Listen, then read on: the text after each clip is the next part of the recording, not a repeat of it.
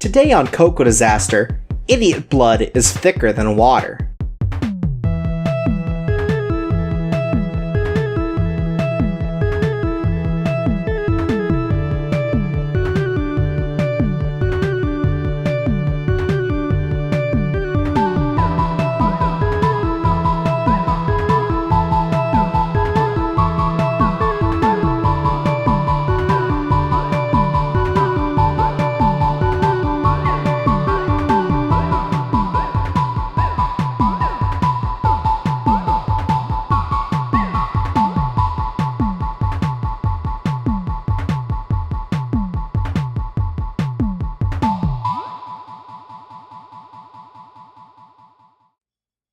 Hi, and welcome to Cocoa Disaster.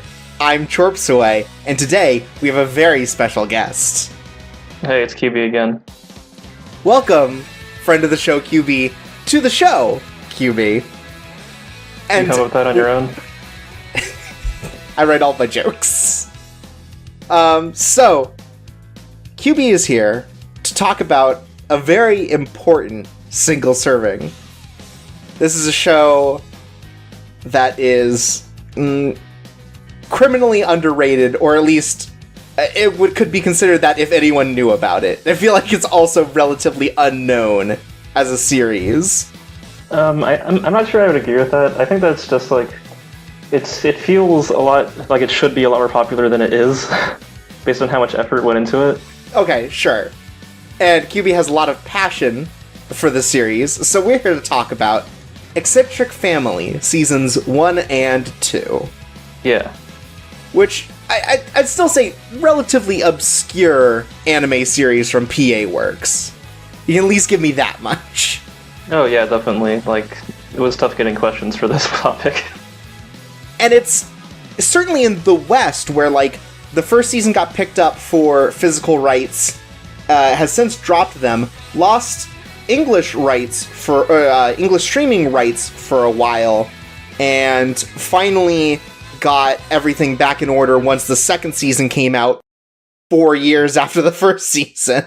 Yeah, for a while it was pretty touch and go with like being like not even close to licensed. It was sort of just word of mouth was how it got around, but now it's managed to get up to average maybe.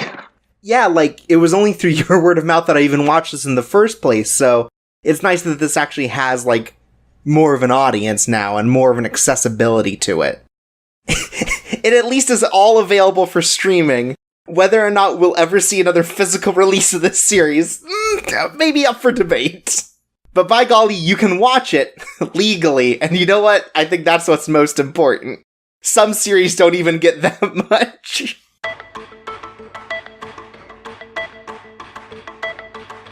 And so, to start off our discussion, because there's a lot to talk about with this series, let's quickly go over some background info on the series. And there isn't a lot that I could find, so this should go pretty quick. So, this is based on a series of novels by Tomohiko Morimi, who might be better known for other works he's done, like The Tatami Galaxy, Night is Short, Walk On Girl, and Penguin Highway, all of which have now received an anime or anime movie adaptation. The first novel for Eccentric Family came out in 2007, and a second novel called Nidaime no Kicho, or Return of the Second Generation, was released in 2015, with a third book currently planned, but from what I could see from interviews, he doesn't really have, like, a shape of it yet, just that there's going to be a third book. And I think, like his other works, or at least the ones that I've seen, Eccentric Family is very wordy and dense in the way that it uses its dialogue and narration, and how it takes a bunch of very small stories and sort of ties them together into a greater plot as the story develops. For this particular anime, it was handled at PA Works, which is, from what I learned while doing research about this, is a studio focusing more on adaptations of novels and original works because it gives them a greater expressive freedom in adaptation because they're not beholden to someone else's designs or ideas of how things are supposed to look. The first season aired in 2013 and covered the entire first novel's worth of content, and the second season came out in 2017, which also covered the entire second book. Character designs were done by Koji Kumeda, who also wrote and drew Sayonara Zetsubo Sensei, and I think that comes across pretty well through the character designs. I feel like they're that same sort of not quite anime and sort of like the same sort of fluidity in the designs. Yeah, you can definitely see a lot of his Zetsubo Sensei faces in the background characters sometimes. All the faces are pretty simplistic, so like their expressions can come across like stronger. Yeah. Also, I'm pretty sure that he just straight up did the illustrations for the books. Oh, okay. So that's why the anime went with this way, because it was already the established style for it.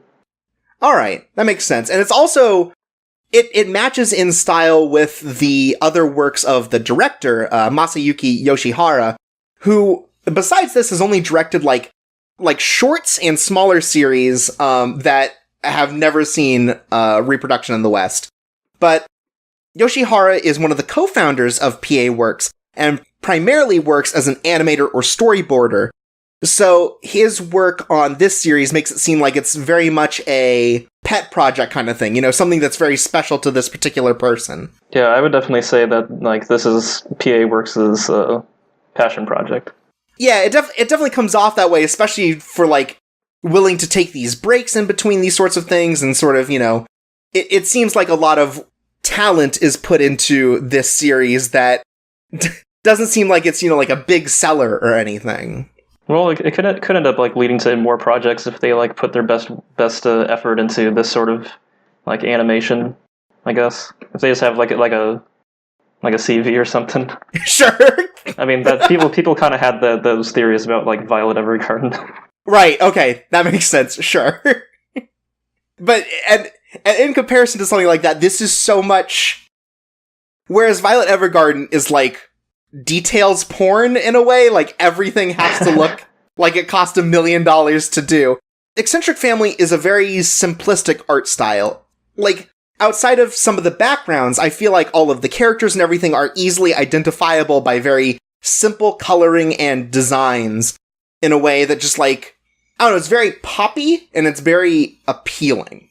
I would definitely agree that it's more focused on like the setting and world around it rather than the characters themselves. Like once all the Tanuki look the fucking same. Right, like the characters are important, certainly, but like, they are players in a world that is much larger than them, and that's the story that Eccentric Family is trying to tell. And it does have some tie-ins to Tomohiko Morimi's other stories, which we'll go into a bit later, but it's kind of fascinating how much he's, I'm gonna say, milked out of the setting and very specific sort of interactions that go on within these stories. It's pretty impressive.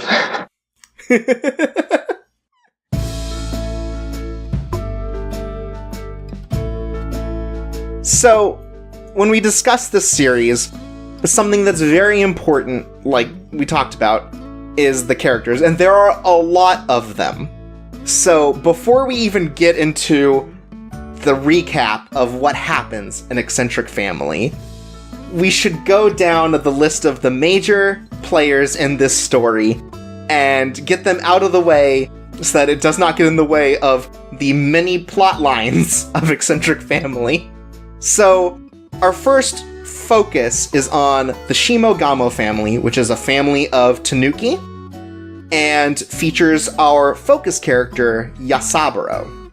And he's an interesting character to place at the forefront because he is sort of an outsider's view of everything, but he also seems to instigate all the action in the story. Like, he is separated from it, but still causes so much of the story to happen. Yeah, a character in the second season refers to him as like, it seems like if you knew all this is going to happen, and also at the same time knew absolutely fucking nothing. Right, and he kind of, plays to that part pretty well. So he has 3 brothers. The first one, the oldest, which is Yaichiro, Yaichiro is very no-nonsense, very level-headed, and desperately wants to become Tanuki president. Hereafter referred to as the Trick Magister, which is the title for sort of the leader of the Tanuki, at least in the Kyoto area. Right.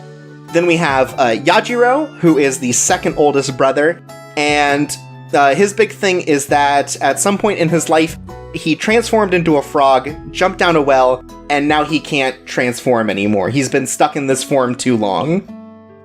And then the final brother, Yashiro, the youngest one, is a very timid sort of Tanuki, and also he has the powers of electromagnetism, or he can conduct electricity. Yeah, he can charge iPhones. And so he's sort of like, I don't know, he's like a scientist, basically. Then we also have their mother, Tosen, who... What to say about Tosen? She's something of a tomboy. Yeah, she dresses up as a prince around town. Like, when she interacts with humans, she is transformed into sort of a princely character, and then she plays pool, so...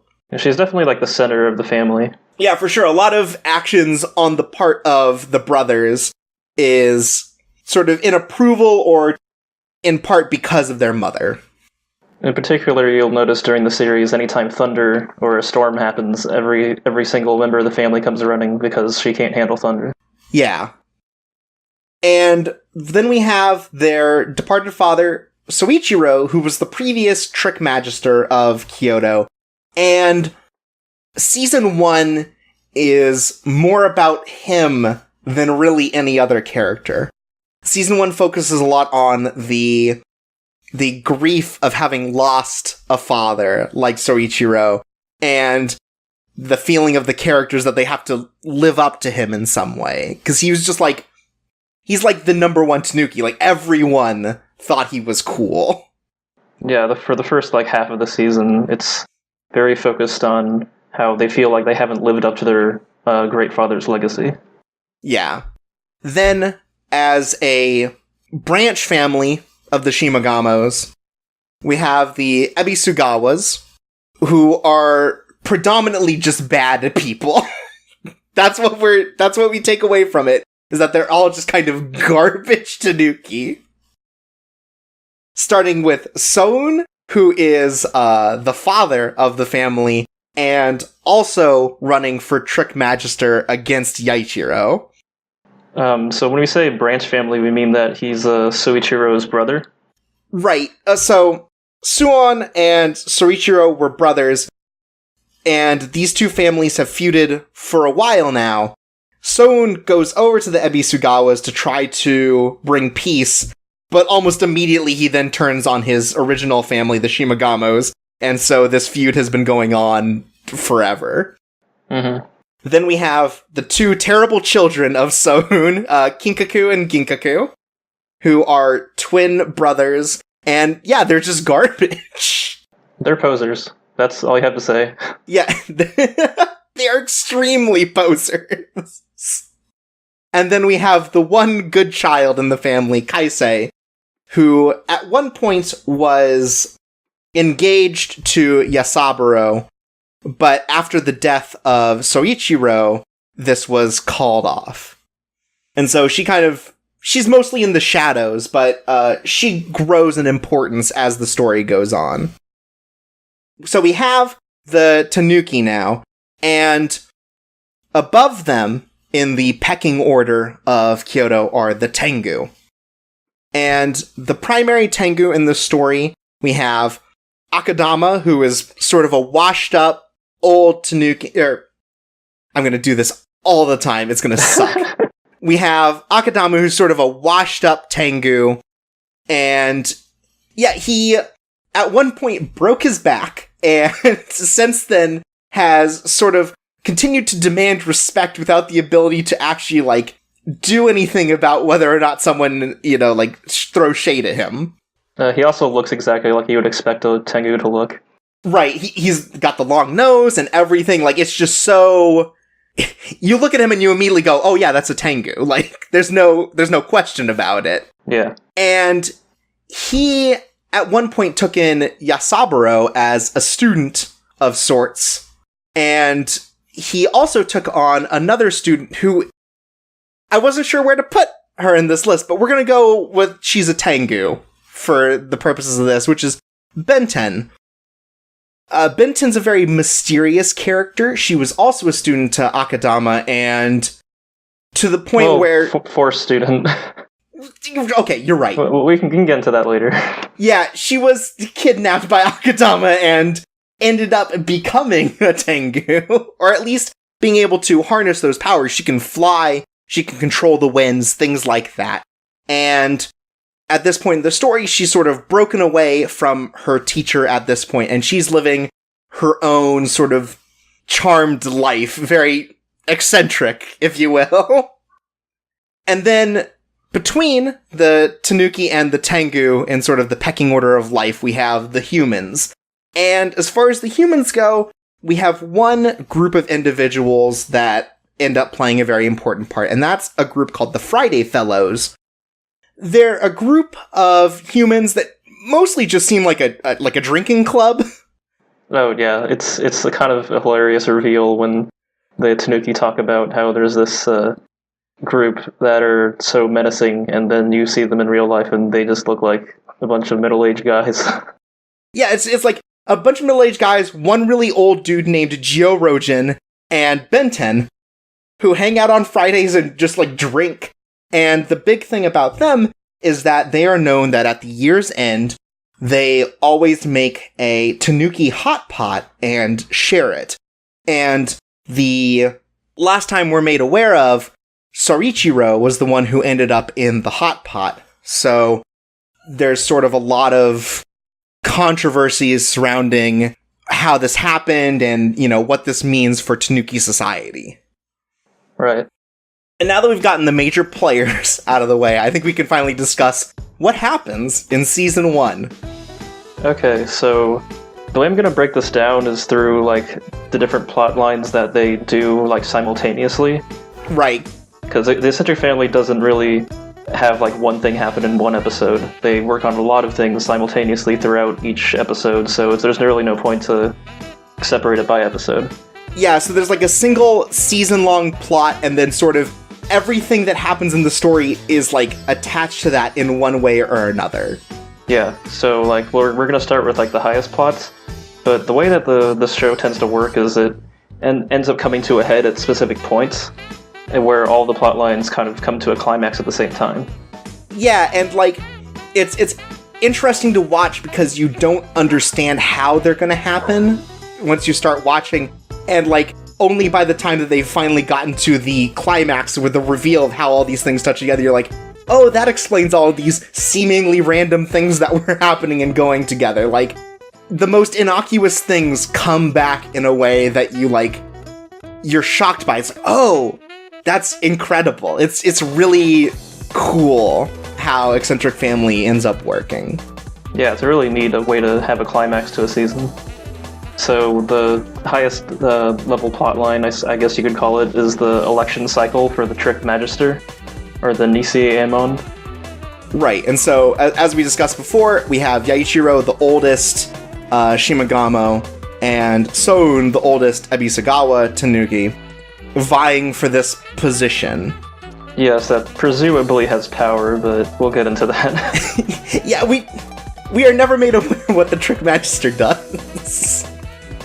So there's also happening throughout is Benten's tangled web of relationships, which is a lot of...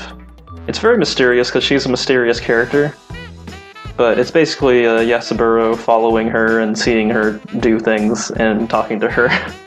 Yeah, Benten has her fingers in every pie. She has a relationship with basically every character, and in a very different way than, like, Yasaburo does. Yasaburo has knows everyone and everyone knows him because he's a troublemaker and he's constantly just, like, acting out. But everyone knows Benten and seems to fear her. Like, everyone loves and is scared of Benten for her beauty and also the fact that she can be very cruel. Specifically, she eats Tanuki. Right. And is very open about eating Tanuki. And also, like, she's very direct, she's very blunt, and so yeah, like, even Yasaburo is like, he has this crush on Ben 10 as sort of this older character who has this air of confidence, but also he kind of hates her and is scared of her because she eats these Tanuki, and so these sort of conflicting relationships are all Ben 10 has. Yeah, so it's interesting to see that develop throughout the season. Yeah, for sure. We also have written here the assassination of Yaichiro by the coward Soon. Right. Do you want to explain that one? Okay, so in the second half, so the first half of the season is sort of setting up the world and sort of, really introducing the characters and their relationships. And what we know about Soun is that he really despises the Shimogamo family, and we're not really sure why. They're, some kind of clashing difference. But, as we find out later on, Soun clearly does not have the confidence that he can win the position of the Trick Magister. So, what he starts setting up is this elaborate sort of capture scheme so that he can trap Yaichiro, sell him to the Friday Fellows for their Tanuki Hot Pot at the end of the year, which is the same day as the election. And because Yaichiro won't show up, he'll win by default. So, where a lot of the plots end up coming to the head from the first part of the season are in this assassination plot that Soun puts together, where he's also going to capture the entire Shimogamo family and, I guess, presumably sell them off later, too, to, hide the evidence. It's more the second half of the season, because the first half is the Gozan Fire Festival. Right, which we can talk about that, which it is a disaster. Yeah, the Fire Festival is a disaster. So it's kind of like the first example of the Eccentric Family doing this sort of climactic build-up that brings all the characters together and has them all crash together in this big fiery spectacle, hundreds of feet above the ground, in the middle of this fire festival that, if you've seen any of this author's other works, you're probably familiar with. It's this Japanese thing where they light several fires, and the only place where you can see the characters made out of fire is from the sky, because there's no area on the ground where you can do that. And he loves to explain that every time. Yeah, so this is also the climactic peak of Tatami Galaxy from, I think, the first and last episodes. Technically every episode, but that's just that show. Right, that's the thing about Tatami Galaxy. But, yeah, so they have this festival where the Tanuki fly in airships and sort of celebrate the Fire Festival in their own way, which is basically just getting drunk and having fun. They have no tie to the actual, proceedings of the festival or what it means. They just recognize it as a time that they can party. Right, so long story short, what happens is the Ebisugawas don't like the Shinogamas, so they start firing cannons at them with fireworks in them. And also Ben 10's there, who gives the Fujin Raijin fan, which controls the wind, to Yasaburo, who uses it against the Ebisugawa's gigantic tacky ship. And during all of this, Akudama is being ignored, and he hates this, so he just destroys everything. Yeah, so we sort of have this setup where we know that last year, the Ebisugawas shot down the ship that the Shimogamos had. So right now they're flying in a tea room with basically an alcohol-powered motor in it. And the Ebisugawas have the just tackiest, gaudiest sort of airship they can because they love to show off. And it ends up starting a fight because the Ebisugawas are like, oh, look at that ugly tea room you've got. Why couldn't you get a real ship? Everyone must be so embarrassed because you're such losers. And they start a big fight. Yeah, they kind of say similar things to that throughout the whole season. Just bullying the people who had their father die semi-recently. Yeah, Kinkaku and Ginkaku are the worst because they're just constantly bullying a family that's going through this grief. They really like kicking the people when they're down and at no other time. Yeah, and so using this Tengu fan that Ben 10 passes along to Yasaburo, he sort of throws the Ebisugawa's airship into the side of a mountain, And Akadama gets really mad because this Tengu thing is going on and he's not being treated right because he needs respect, damn it. So he drinks all the alcohol, the motor goes dead, and they also crash. And, it's good fun had by all. Right, so just so we're clear about the chronology, after this is when the Tanuki election happens. Right. So that's in the second half of the first season. Also around this time, the frog in the well, which is a very direct metaphor, starts to he starts to kind of want to get out of the well, or his family needs him to get out of the freaking well. And then so much of the story, also on like a higher level, is this season is about uncovering the truth and learning to cope with the death of Soichiro. And also it's kind of revealed that Kaisei knows what happened to him. Right.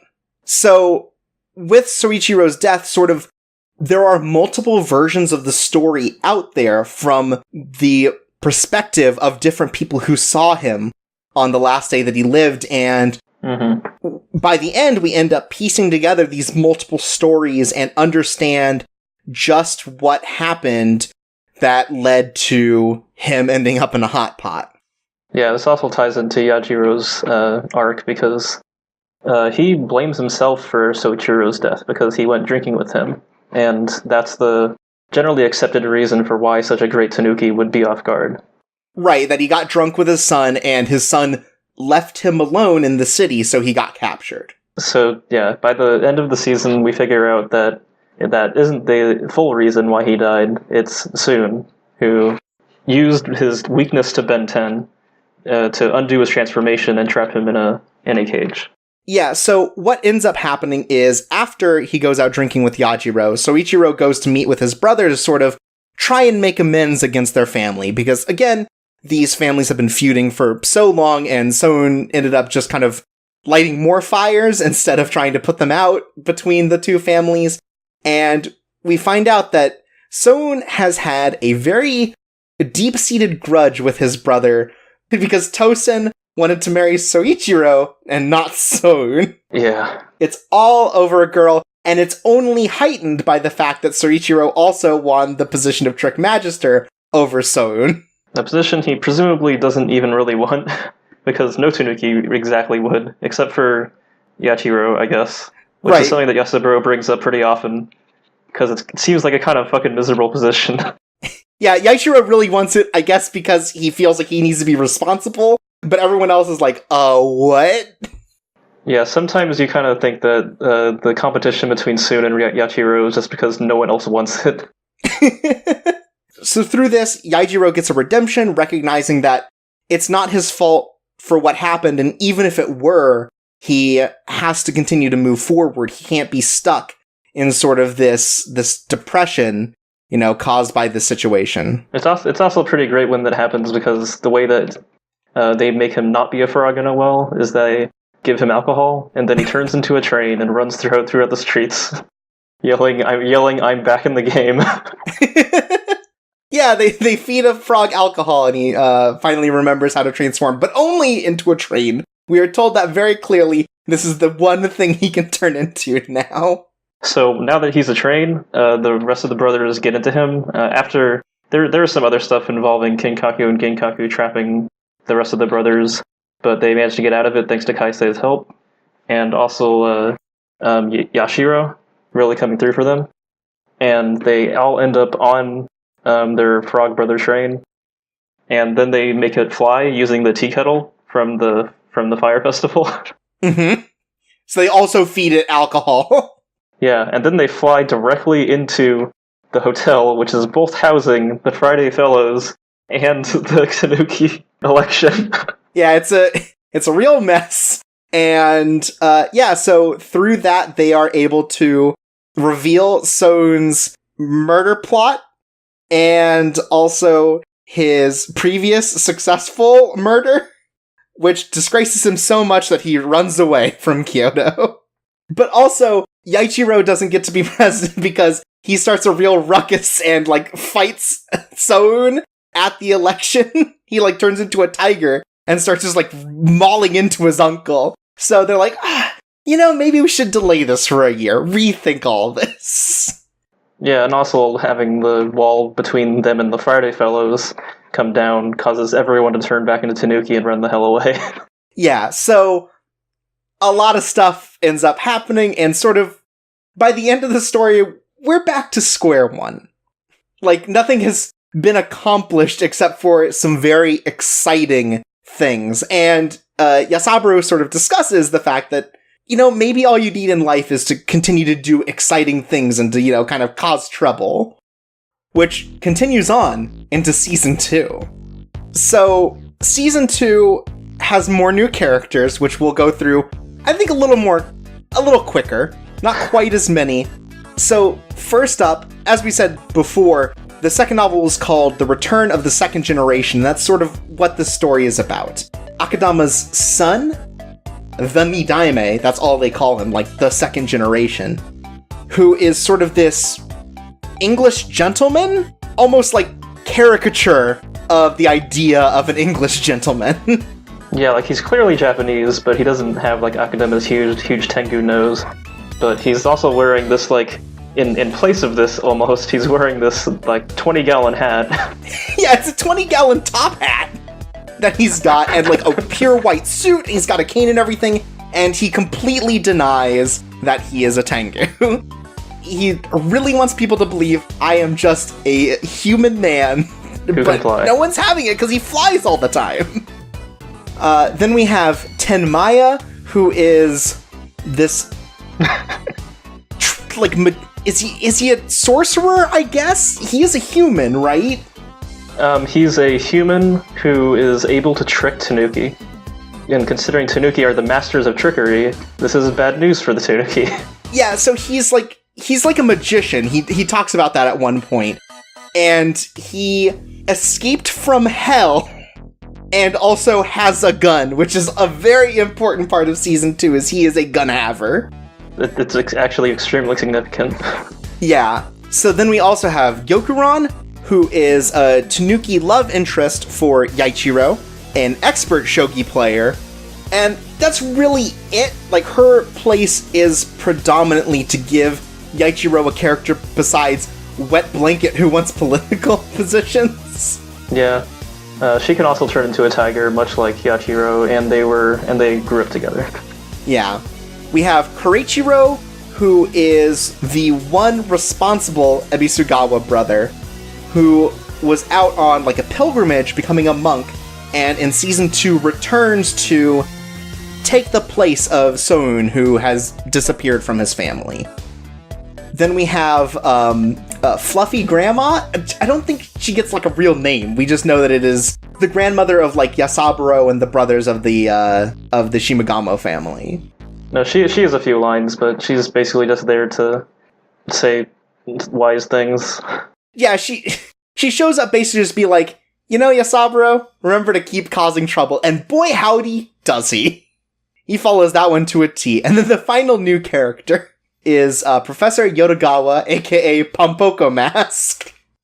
He was in the first season too, but now he is... at some point in the second season, he wears a mask and becomes a Tanuki saving superhero. Right, so he was originally a member of the Friday Fellows, who loved Tanuki and sort of expressed it by eating them. And at the end of Season 1, he kind of realizes, personally, that he's like, oh, this isn't right. You shouldn't eat what you love in this particular way. And so he starts a rival club, the Thursday Club, to counter the Friday Fellows and sort of advocate for Tanuki freedom. Yeah, we're going to talk about that later, probably. Yeah, and so the primary plotline of Eccentric Family Season 2 is, again, the election cycle for the Trick Magister, though Yaichiro's the only one who wants to do it, so they're just really just going through the motions for the sake of going through the motions. At least that's what it appears to be, and it Right. ends up causing more trouble down the line once things happen. Involving probably you-know-who, but some more significant things actually happen in Ben 10's, again, tangled web of relationships, as Nidaime shows up, and they have a history together. It's very complicated. Yeah, Nidaime has lived in England for, like, so many years having, like, decided to discard, his father's name and everything. And yet, Benten has found a way to tangle herself in his life, too. She does literally walk into his room and start laying down on his couch and taunting him. Right. Benten finds her way into literally everyone's lives. Like, I think Fluffy Grandma is the only character who doesn't have history with Benten somehow. Or just, like, straight up crush on her. Like, that's half the cast also. Right. All of the men, again, are, like, fearful, but also very aroused by her because of her confidence. Like, even Tenmaya, who was sent to hell because of Benten, is like, oh man, she's so hot when she's owning me. He's got like a weird thing with Benten. Yes, he likes being stepped on. We have another fire festival. It's another disaster in a similar way to how it was previously, but I feel like it becomes more important because this is the first time we really see the Nidaime and Benten dynamic get really heated. Oh, yeah. We are understanding these two characters as rivals for the title that Akadama has. Like, he is officially the ruler of the Tengu of a particular mountain near Kyoto, and both of them stand a chance of becoming his successor to that title. Which neither of them really want, but they also don't want to see the other person succeed. Right. It is extremely petty in a fantastic sort of way. And so, yeah, that's another big plot, is sort of the Nidaime and Benten rivalry. We see Soun return and trying to rebrand himself as a human, joining the Friday Club specifically to spite Tanuki. Yep. And that works out so poorly that he ends up getting shot and he appears to die. Yeah, it's actually extremely dramatic, like one of the harshest endings of an episode in the entire series. Yeah, but not before Soun attempts to murder Yasaburo by pushing him into hell. Yeah. Thankfully Benten was there, fighting demons.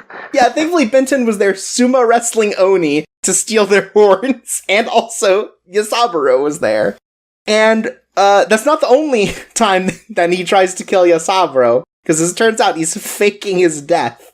Yeah, that ends up it ends up becoming pretty clear what's going on like halfway through the season. Yeah. Other storylines, we have Yajiro, who has gotten better at transformations, but decides to leave Kyoto on sort of a pilgrimage to sort of find himself and remove himself from the town where he has all of these sort of conflicted feelings resurfacing. Yeah. There's more relationship development between Yaichiro and Gyoshiran. They get married. Yeah, basically it's set up so they get married and Yaichiro has something else to live for. And then Yaichiro, in his eternal wisdom as an older brother, also tries to be like, hey, Yasaburo, you should have something you're willing to die for. Why don't you reinstate your engagement with Kaisei? And we get a lot of... I think Yasaburo and Kaisei's relationship in the first season is sort of fun and quirky in this particular way. It's a lot more mysterious, though. They don't give a lot of details about like why they are the way they are. Yeah, but season 2 really wants to get into depth with where their relationship stands and why they act the way they do around each other, and why both of them are so adamant about not reinstating their engagement, despite the fact that they very clearly have crushes on each other. Like, zero ambiguity there. They spend the most amount of time together without actually seeing each other. Right, and yet they still have this great banter, they talk really well, and then it just all goes to hell. Yeah, so Kaisei has a secret that she's been hiding about Yasaburo, which is that she is his weakness. Yasaburo has no weaknesses except when he sees Kaisei, and then his transformation becomes undone. And this is a big deal because Yasaburo is like the strongest living Tanuki at this kind of trickery. Yeah, so the reason that they haven't seen each other through these multiple seasons is because, and this sort of comes up with Soichiro as well, where his weakness is Ben 10 out of fear. Yasaburo's weakness is Kaisei out of love, and it kind of takes away the ability for them to do the thing that they're so well known for. Yeah, Yasaburo in particular, like, needs his abilities to get out of all the shit he's in constantly. Yeah, because he constantly finds himself in trouble, not always through fault of his own, he kind of has to be able to transform and sort of think on his feet. And Kaisei inadvertently ruins that, and she knows that, but he doesn't get it for a while. So that's why she's been supporting from the shadows the entire time, because if she were not to be in the shadows, things would go badly. Yeah, and so there's a really good sort of relationship dynamic there where as they go further on as well, it sort of develops and they sort of recognize that they can find a way around this. Then we have the conflict proper between the Friday Fellows and the Thursday Club. Again, literally just Yodogawa versus this group of, like, middle-aged drinkers. Yeah, they honestly give him, like, way too much leniency, just because, like, they've been drinking buddies for several years. Yeah, so they constantly let Yodogawa back into the Friday Fellows clubs to drink with them, and they talk, and then Yodogawa will just, like, start a big tirade about, like, oh, Tanuki freedom and liberation, and they're just like, can you not? We're just trying to drink. You do this every week. And it actually ends up, because Yasaburo happens to be there, ruining Soon's trying to unveil himself as a human and join the Friday Club. Yeah. And so, by the end, everything has come together again, and Yasaburo is up on the menu for the Friday Club. Again, another assassination attempt by Soun against the Shimagawa family, because he just hates them so much for getting in the way of all of his other murder plots. And so he gets captured, and so does Kaisei, because they're having sort of this big dramatic moment together, and they get shot by Tenmaya and taken to the Friday Fellows, where they're gonna be cooked. And Soun fucks up again, because in the first season, accidentally, Tosen gets caught, and Tosen is like his secret crush, you know, the girl that he loved and killed Soichiro over. And then this time they kidnap his daughter, and everything he does is consistently, like, fucking up. Like, nothing he does ever goes right, even a little bit. Yeah, and there's kind of reasons for that. They're really obvious in the first climax of the season with the first Friday Club meeting where Yasaburo attends. Mm-hmm. Because it's very obvious that Soun is seeing them as, like, this legendary, like, oh, these humans, they eat the Tanuki. But Yasaburo knows how they actually are, and just makes this giant theatrical, this dumbass argument that they clapped for. It's great. And Soun is just sitting there like, what the fuck's happening? I thought this was about eating Tanuki. And so, at the end of the story, Yasaburo hijacks the flying train that the Friday Fellows are having their party on so that they don't have anyone crashing into them for their year-end party, and crashes into the Nidaime's house. Where they're having, of course, the Tanuki election.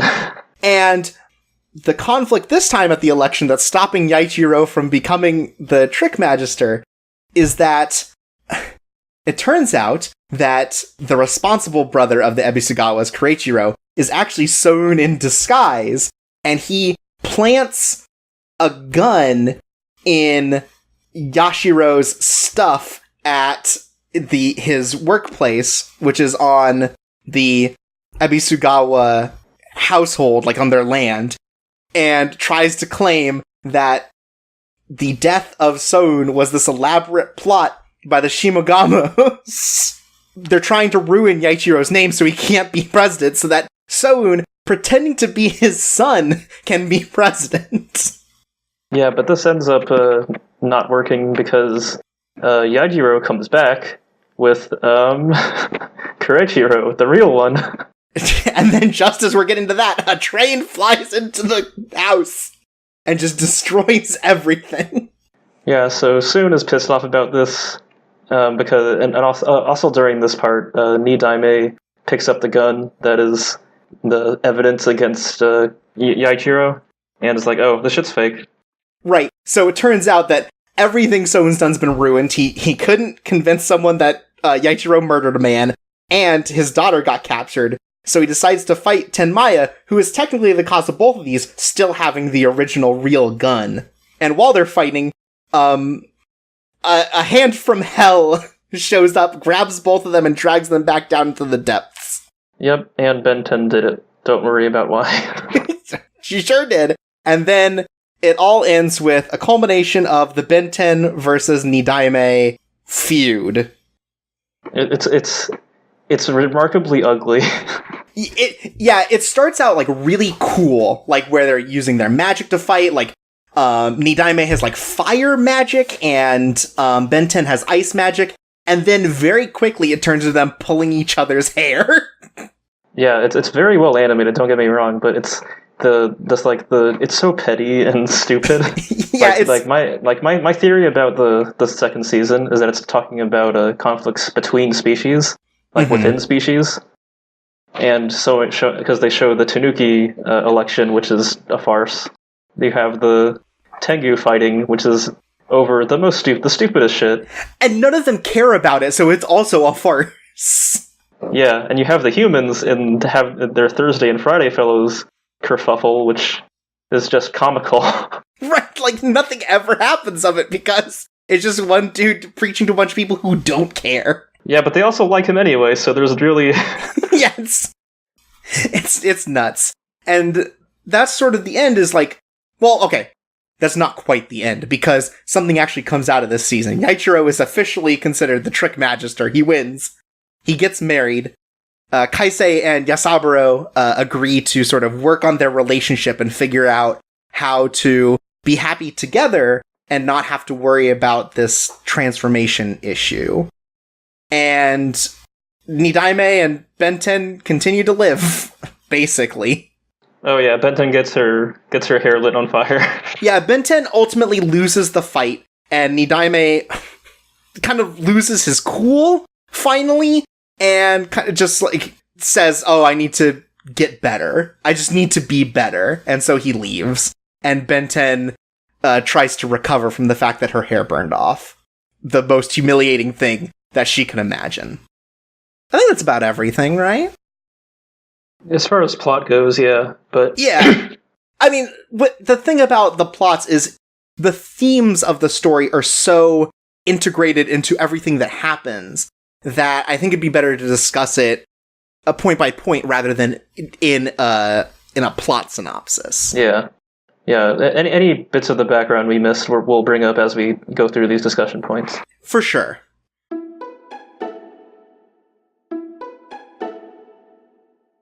And to start us off, we're starting the highest level we can, which is just the settings and the atmosphere of the anime. I just want to point out, before we go forward, QB has put in not 8 pages worth of discussion topics.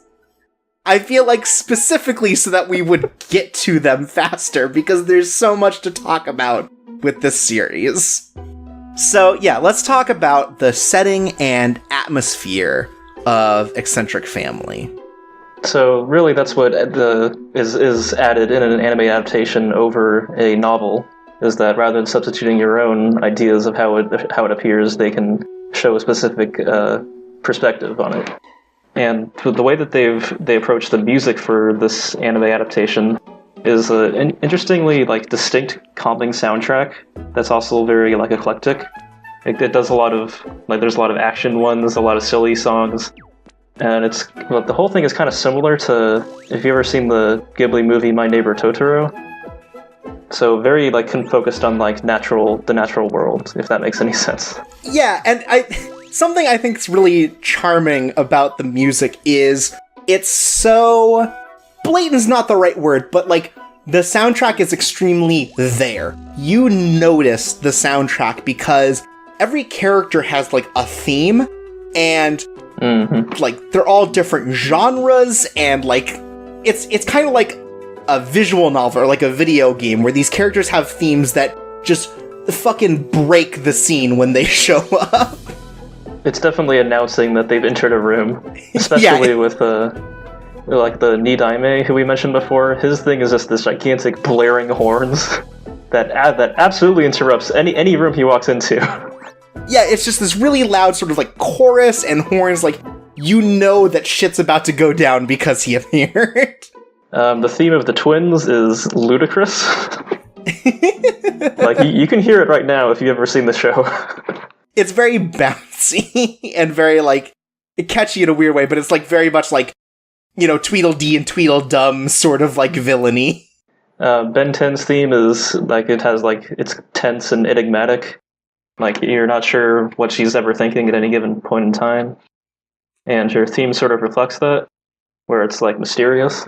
And so do the endings of each of the seasons. Like the opening and ending are both very they lay out the themes almost as well as like the show does. They actually like seem to go beyond it sometimes. Yeah, so each of the openings is done by a band called Milk Tub, which is, I think, cool. But they're very loud, abrasive, sort of like punk rock, kind of. And they're all focused on the Tanuki side. Like, everything about the animation and stuff is just, here are the Tanuki doing their crazy Tanuki things and having fun and being stupid. And it's really emblematic of what you expect from the show going forward. And then the endings are like the polar opposite. They're very like melancholic. The band Fauna does both of them, and the visuals to go along with it are just like these snapshots of Ben 10's life throughout all of the different adventures she's had. Yeah, but they're also like things that we don't actually see in the anime. Usually they're like perspectives on like a scene from like in season 2 in particular. You can see a scene where like two of the Tanuki brothers are visiting the Nidaime, but you can see Ben 10 is also there. That was never shown in the actual anime. So it really shows like the hidden side of her personality. Yeah, and like scenes of things we've never seen as well, just like her living her life, because we get the idea that she travels around the world for fun all the time using her Tengu powers. Yeah, it's a fascinating sort of way of trying to find that balance of like, there's a bunch of dumb Tanuki fun gonna go on, but also there's this like layer of emotionality and sort of like contemplative themes going on within the story. And specifically about Ben 10, who is the least readable character. I also just want to mention while we're on this topic that the openings for the first 2 seasons are interesting because they like use a lot of reused animation, but like in a way that seems like it's more work than if they hadn't. Like this for season 2 in particular, it's actually like constructed almost like a montage out of the first season, but not in the way that you're thinking. Yeah. Like you really need to look it up to see what it's like. It's almost like a diorama made out of like GIFs. Yeah. Because they're sort of just like plastered onto actual pictures of Kyoto.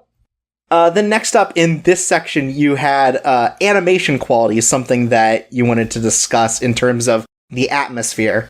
Yeah, animation quality is kind of a subjective thing, but but for the entire first season, it's usually like very high.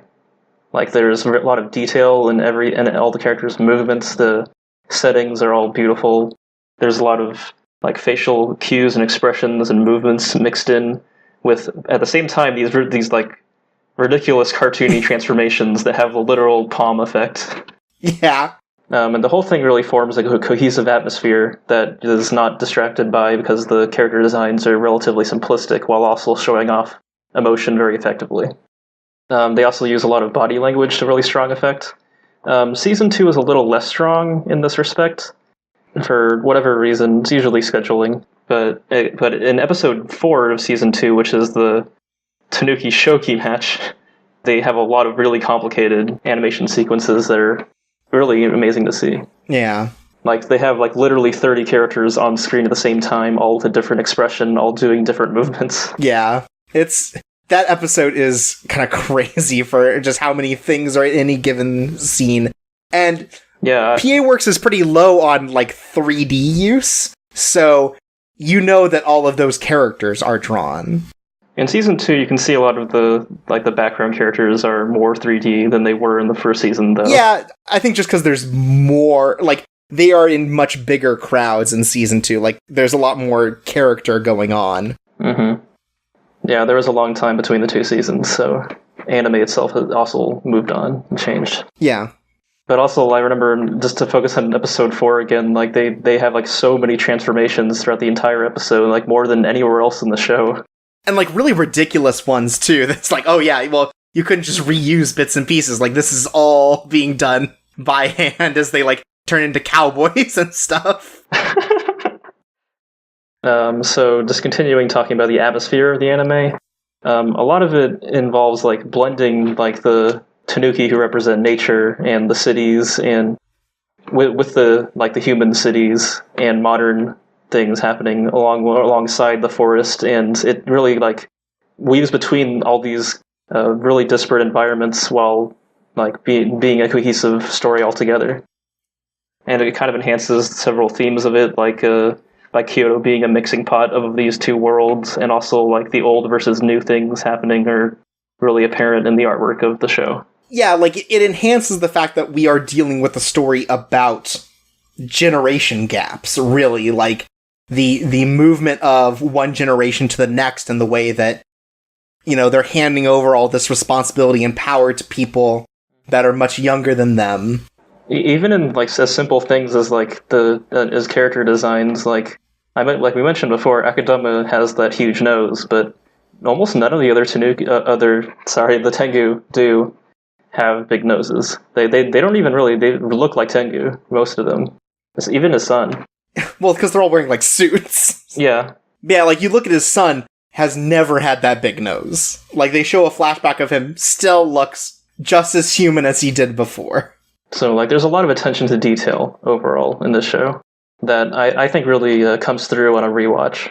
Like, I actually enjoyed this more the second time. And you see that in how, like, they dress, too. Like, you look at Soichiro and Son, and they are dressed, like, you know, very traditionally, and all of their kids, except for Yaichiro, because he's, like, you know, he's really trying to follow in his father's footsteps. Everyone else is dressed very, very modern conventions. Mm-hmm. And they changed outfit a little bit, but it's always sort of this modern style in comparison to the way that everyone older dresses, which is either, like, traditional Japanese, or, in the case of, like, the acting Trick Magister, Hawaiian shirts. Very old person sort of style. He's really defined by that shirt. And they talk about it later, like, oh, he really doesn't want to continue to be acting Trick Magister because he really wants to take a vacation to Hawaii. It's like, oh, I couldn't tell from his shirt. See, that's environmental storytelling. These are the sorts of deep-hitting lore answers that you come to Coco Disaster for.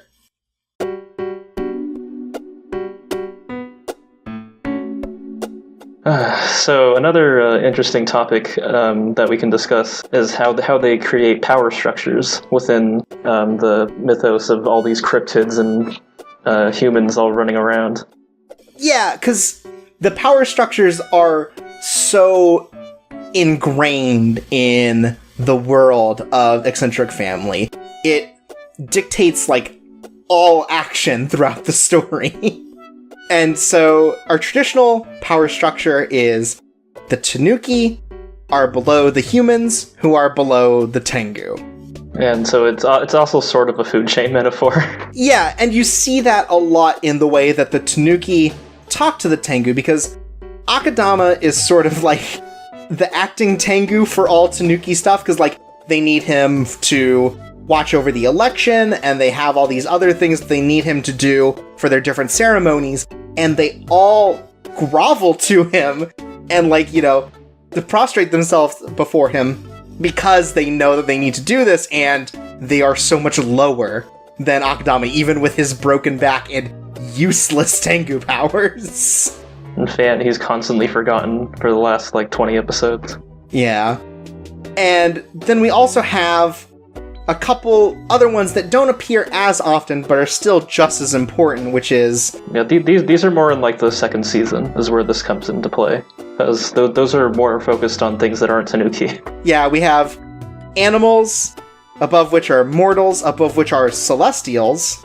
Yeah, that one's a little subtle throughout the series. They don't really talk about it that much, but you can definitely see, like, with characters like Jirojin and Ben 10 are reaching, like, they're definitely above the mortals at some point. While you have, like, Nidame trying to be a mortal and rejecting being a Tengu. Right, and they definitely discuss this as well, just sort of, like, by treating nature as its own deity. You know, like, when storms come through, it's always like, oh, Raijin is coming through. They treat it as a thing, this otherworldly sort of power. And this is also kind of the same thing as the humans eating the Tanuki, because humans eat animals. That's a natural part of life, according to them. Yeah. And then the most obvious sort of power structure that this anime wants to dabble in is hell, then earth, then heaven. Like, very straightforward, sort of like, Yeah, but we haven't mentioned hell really before besides Tenmaya, but there isn't really that much to say. There's a lot of Oni living there. Yeah, like there's a little bit of discussion about that, but really it comes into play specifically because Tenmaya is a man who escaped from hell, and ultimately he is forced to return through, abuse of his power, mostly. And there's also, we'll talk about that pretty soon, but what I mean by heaven is mostly involving Jirojin. And so, within the class divide, we sort of see characters who want to, or we see the way that these different species look at the species that are above or below them. And so... Tanuki and Tengu both have sort of this less than charitable belief on humans who they see as like cheaters or, people who are ignorant of this class structure. I mean, that's actually mostly just how they behave in the show. Like Ben 10 and Jirojin 2 are like, and Tenmaya are just, they're dabbling in things they shouldn't be. Like Tenmaya... like tricking to Tanuki, and Jirojin like behaving as like it's implied he lives longer than 120 years. Like that's probably not natural. Like there's this undercurrent of humans just like cheating their way through different things, like whether they're aware of that or not. And also it seems like when you have like Yotagawa, who's like a professor in this, presumably this topic, who is also just constantly like, did a Tanuki talk to me? I'm not really sure. Like, the stuff is happening around them, but all the humans seem generally kind of willfully ignorant about what's happening. Yeah, more than they are cheaters, they are ignorant, for the most part, of the existence of these other two species, except for Tanuki exclusively as food. But then we do have all of our major human characters who are cheating humanity, as it were. And this comes up in in sort of the last conflict with the Friday Fellows in Season 2, where Jirojin, claims that he owns the skies, and Yasaburo sort of claps back at him, saying, know your damn place, this is the domain of the Tengu. So, I'm not sure how much of this you caught, but there are some certain hints about Jirojin's true identity. Yeah, there are bits and pieces, but why don't you discuss them? You've probably thought about this a bit more than I. It's not that deep, but basically he gestures at the painting of hell that contains hell, and he mentions that he had an artist draw a Buddha on it, which is actually also a thing from Japanese mythology in general, like it happened in Miss Hokusai. Right, the spider's thread that allows someone to climb back up to Earth from hell. Yeah. So when you look at that painting, you see that there's a spider hanging off of the Buddha's hand that was drawn on the hell painting. Mm-hmm. And also, if you played Ashura's Wrath, you know that the golden spider of Buddha is a thing. Mm-hmm. But to explain that further, the demons in hell are mentioning like the spider's thread, but that he's also like Jirojin himself is referred to as the spider, like a lot of times. Well, maybe not a lot of times, but it's there. And he also uses a rope that comes out of his sleeves, so you can put it together some of the clues. Yeah, and it definitely hides that because the point that that's trying to make is basically like, oh yeah, Tenmaya climbed out of hell that way. Like, it doesn't put a lot of focus on Jiroujin. He is supposed to be more mysterious. And he still accomplishes that. It's kind of hilarious in the final act of season 2, because when the hand comes down from hell that like takes away Tenmaya and Sun, Jiroujin just flies away yelling, "Oh, whoops!" Like he just gets like thrown to the side, like as though he weighs nothing.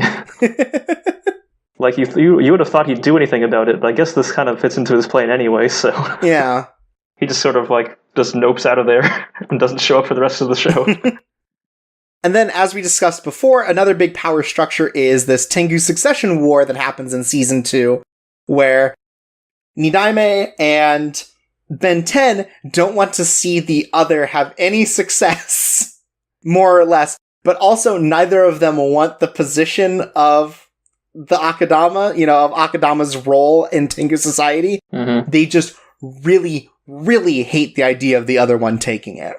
And like I said before, a repeated theme of season 2 is the power struggles between the same species end up being ugly and stupid. Yeah, so it's... Yeah, in particular, like they go into a flashback about why Nidaime hates Akadama, and it's over a girl who doesn't even have a name. She just gives him like a rejection slip from seeing that he's just a gigantic child. Nidaime is like, oh, I love this woman, and I'm going to run away with her to not become a Tengu, and he fights over it, and then the woman leaves without him, and gives him to give up this world of Tengu. And yet he comes back specifically despite Ben 10, while vehemently denying that he is a Tengu. And also another part of the power structure is how Akadama really wants to reinforce like the feudal relationship and demands respect through tradition that he has not maybe not actually earned.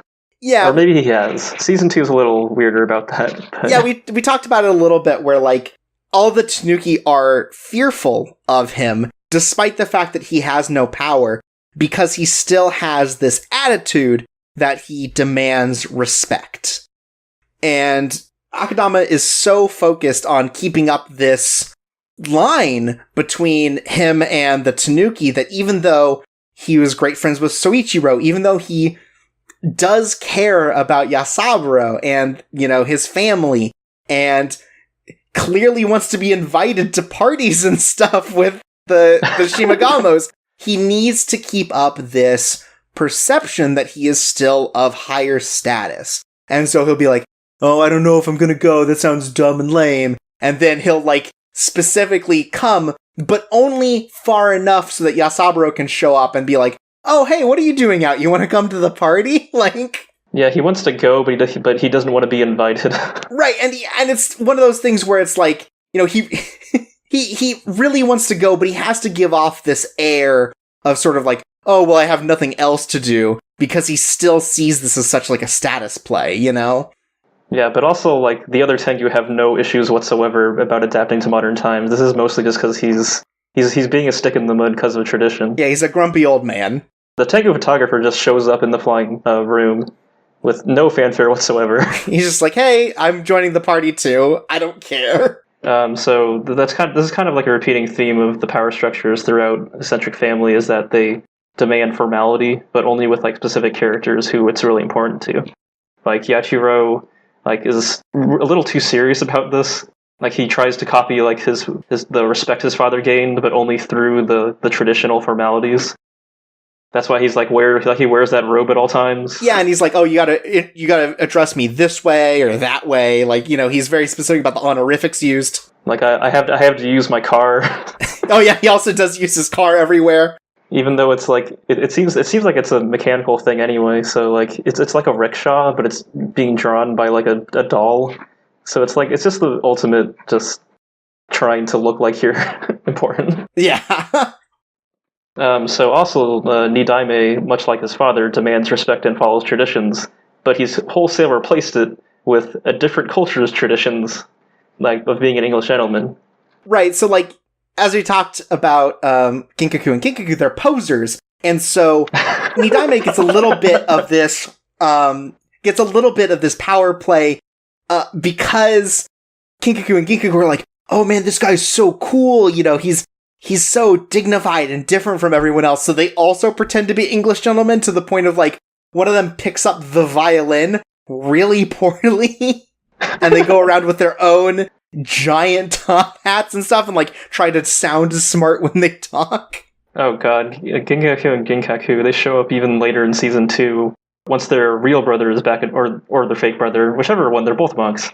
But the basic idea is they start trying to become monks, like, half-heartedly. Yeah, they're so interested in always being part of something. And Nidaime demanding this respect and sort of, like, being so different, like, draws them to that. But in a way, he's not different at all, because he's doing the same things his father does, just with different traditions. Yeah, it's like, oh, I'm gonna go have tea time and have a nap, and Akudama's like, yeah, I'm gonna drink a lot and then sleep it off. Yeah, so, like, Nidaime just, like, he slavishly adheres to tea time, because that's what an English gentleman would do. And he sleeps on his chase, because that's what English gentlemen do. They take naps. At this exact time of day. Yeah. And you also have seemingly trying to become a human, but actually he just hates the Tanuki, and he's doing it for the wrong reasons. Yeah, and so much of the story ends up being about the issues that arise from trying to move outside of your more or less predestined role. I have some thoughts on that. Basically, it doesn't, like, present it as a good or bad thing. All you're really doing is replacing your problems with more problems. Yeah, because someone's not going to solve his problem by joining the Friday Fellows. Like, it's just, like, him trying to have his own petty... Like, the Friday Fellows are not as dignified as he thinks they are. Yeah, and he's doing it because he's really petty, right? Like, he doesn't have any greater scheme about, oh, I'm going to become a human. It's just like, yeah, fuck Tanuki. Yeah, so it's not like saying that it's a bad thing to do that if you're a human. It really doesn't go well for people who aren't humans who try to do this. Yeah. Which I guess is some sort of commentary. And specifically, it's usually commentary of lower species trying to move their way up, because everyone also hates all the humans who want to act like they're big shot to Tengu, Yeah, but also I think they have a lot of hints about why Ben 10 may be slightly depressed sometimes. Mm-hmm. And I think that the reason why is because it's tied into the relationship between Tanuki and Tengu. So, something you see with every Tengu character is that they're bored. Like, they're at the top, they're bored of everything. While the Tanuki, they're never bored. So I think that's what Ben 10 is jealous of. And so we can talk about that more later, but, like, the power structures, it kind of, like, criticizes them for existing, but doesn't really offer that much of a solution towards, like it doesn't try to break them, though. Yeah, for sure.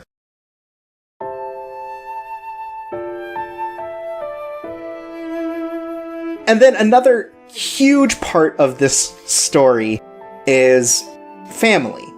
Family is ultimately the thing that ties every story together from season 1 to season 2. And season 1 is, like, really big on a very specific idea of family, which is that the Shimogamos are still dealing with the grief of their father's death, and It's like a few years afterwards, which is a really rare thing for anime, which are usually focused on, like, oh man, this character died, and now I'm crying over his dead body. But this is like several years afterwards. They never even got a funeral. Almost. It's a different kind of thing, which is, like, what drew me to the series in the first place. Like, there's almost no other series kind of like this. Yeah, we see scenes of immediately after Suichiro's death and the way that his family kind of deals with that then, but so much of it is about, now that they're several years out from this, what does this all look like now? Yeah, their father's legacy is the most important thread throughout the first season. Like, yeah. Everyone respected him, everyone knew him, like, from Ben 10, the Friday Fellows, the Tengu, the Tanuki. They were all, like, affected by him, even as he was in a cage ready to be cooked. He was still influencing people. And, like, it's not that people don't like his children, but they all recognize that they are not like him. They all call them useless. Yeah. They say that several times throughout, Yasaburu's narration. Yeah, so it's not like they're exiled from the Tanuki community, but everyone seems to agree, like, man, none of Srichiro's kids are, like, even a fourth as good as him, like... Yeah, they almost stated outright that, like, they split his great-father's blood between the four brothers. One gained only his responsibility and none of his other qualities. One only gains his easygoing nature without any of the ways to balance it. Yasaburo only has his idiocy, and the youngest one only has his innocence. But something they don't say is that, like, Yaichiro has his father's strength to back up the responsibility. Yajiru has his father's bravery to turn into a fucking train. And just crash into a party. Yeah, Yasaburo is an idiot, but he also is extremely creative and able to break his way out of these situations he puts himself in. Yeah, he's very clever. And the youngest one has his ingenuity and intelligence to, like, come up with ways to get them out of their problem in their darkest hour. And it's fascinating because you see that, like, not only, oh, it's like a story thing, but also very literally, like, season 1, he's like, oh, look, I can conduct electricity. And season 2, he is always reading a book that's like, oh, advanced electromagnetism. And, like, he starts building shit, like, oh, I'm gonna science together this, this alcohol production. So, like, together, the first season is able to show that they do live up to their father, but only when they're all together. Right. Yeah, and eventually they will grow into getting the rest of their qualities. Right, yeah. Or something like that. They'll all eventually find their own place outside of the shadow of their father by doing what they do best.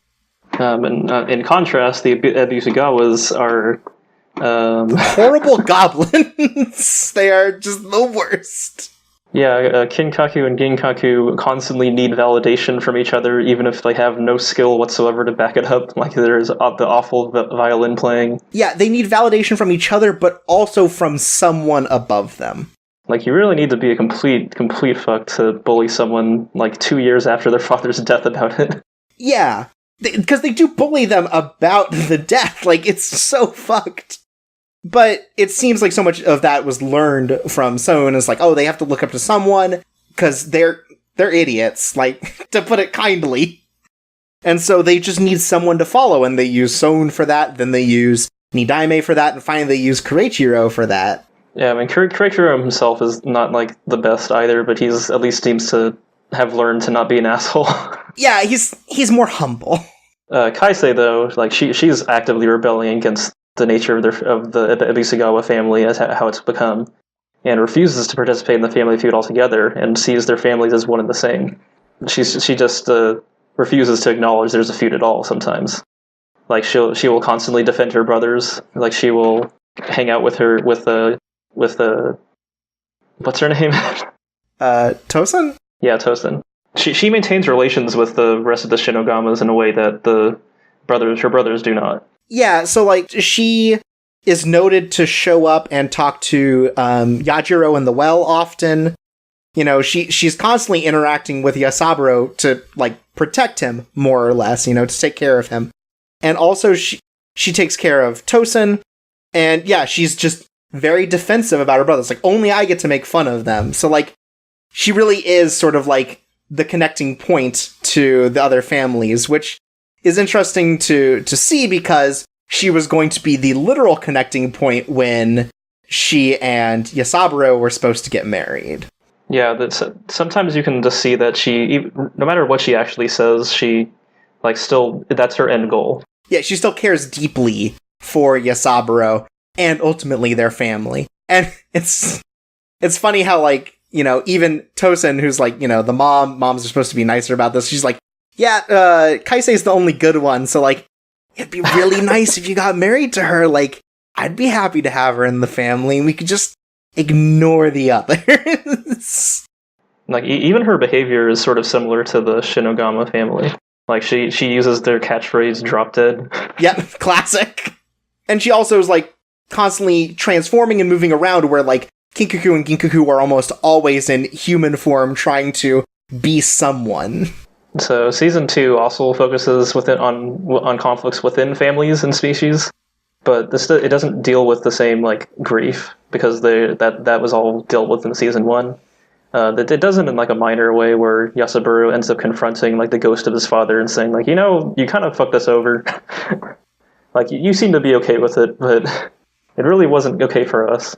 But it's all about how like conflicts within families are just ugly. Like Nidame, Nakama, Ben 10 as well. Like the Friday Fellows, Thursday Fellows schism, which is just almost a joke. But it's like they are in a way a family because they like the families of the current Friday Fellows have been drinking and hanging out for generations. Like they've just grown up with the idea that this is what they do. By joke I mean like what Pompoko Mask does when he throws down the poisonous Yeah, no, for sure. Like the conflict part is poisonous seed pods that they all just run away from. Like it's just comical. Yeah, the actual conflict is a joke, but like Yodogawa still very clearly cares for these people, otherwise he wouldn't keep trying to preach to them, and all of them care about him because otherwise they wouldn't keep letting him into their parties. Yeah, and the Tanuki family feud in season 2 is, compared to the other one, it's very healed over, but that ends up being a trick, so. Yeah, like, when Soun dies and Keiichiro shows up, it's like, oh, we're gonna take care of our feud, we're gonna make it so that, the two families are back together again, because, we're not gonna let the sins of my father take this over. And then it turns out that everything is connected to the sins of the father, and everything kind of gets fucked, and it's back to square one. But actually, it's not exactly back to square one, because when the real Keiichiro comes out, I thought this was an interesting parallel. So when the fake Keiichiro is, like, making this huge, gigantic, like, oh, I'm so sorry, and, like, I'm showing you my ass. I'm backwards prostrating myself. But when the actual Keiichiro comes in and just, like, forces his brothers, like, no, you're gonna be monks now, you little shits. But he just is like, oh, yeah, screw that feud. Like, we're better than this. Yeah. And that's all he really has to say. And that's all he really ever did have to say. So it ends on a hopeful note for the future of their families. Yeah, totally.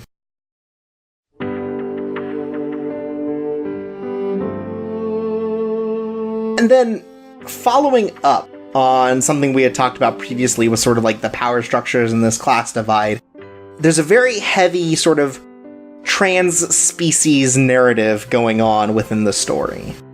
Yeah, I wanted to talk about this topic in particular because, like, the first episode kind of pushes this a lot more than the rest of the series ever does. It really wants to put that theme to the forefront. But it also never really brings it up again. So I want to talk about, like, whether you can read this as, like, a trans narrative. Oh, you're specifically talking about the other sort of trans part of this narrative. Yeah, like how Yasaburo in the first season, like, cross-dresses in like, certain scenes. But it's... So the first episode is really highly focused on this, but it uses it as like an equivalent to Yasaburo being a transient between Tanuki and human, and rejecting the social norms and asserting his own unique identity. But he still identifies as a male and as a Tanuki, so it doesn't like fully go into that.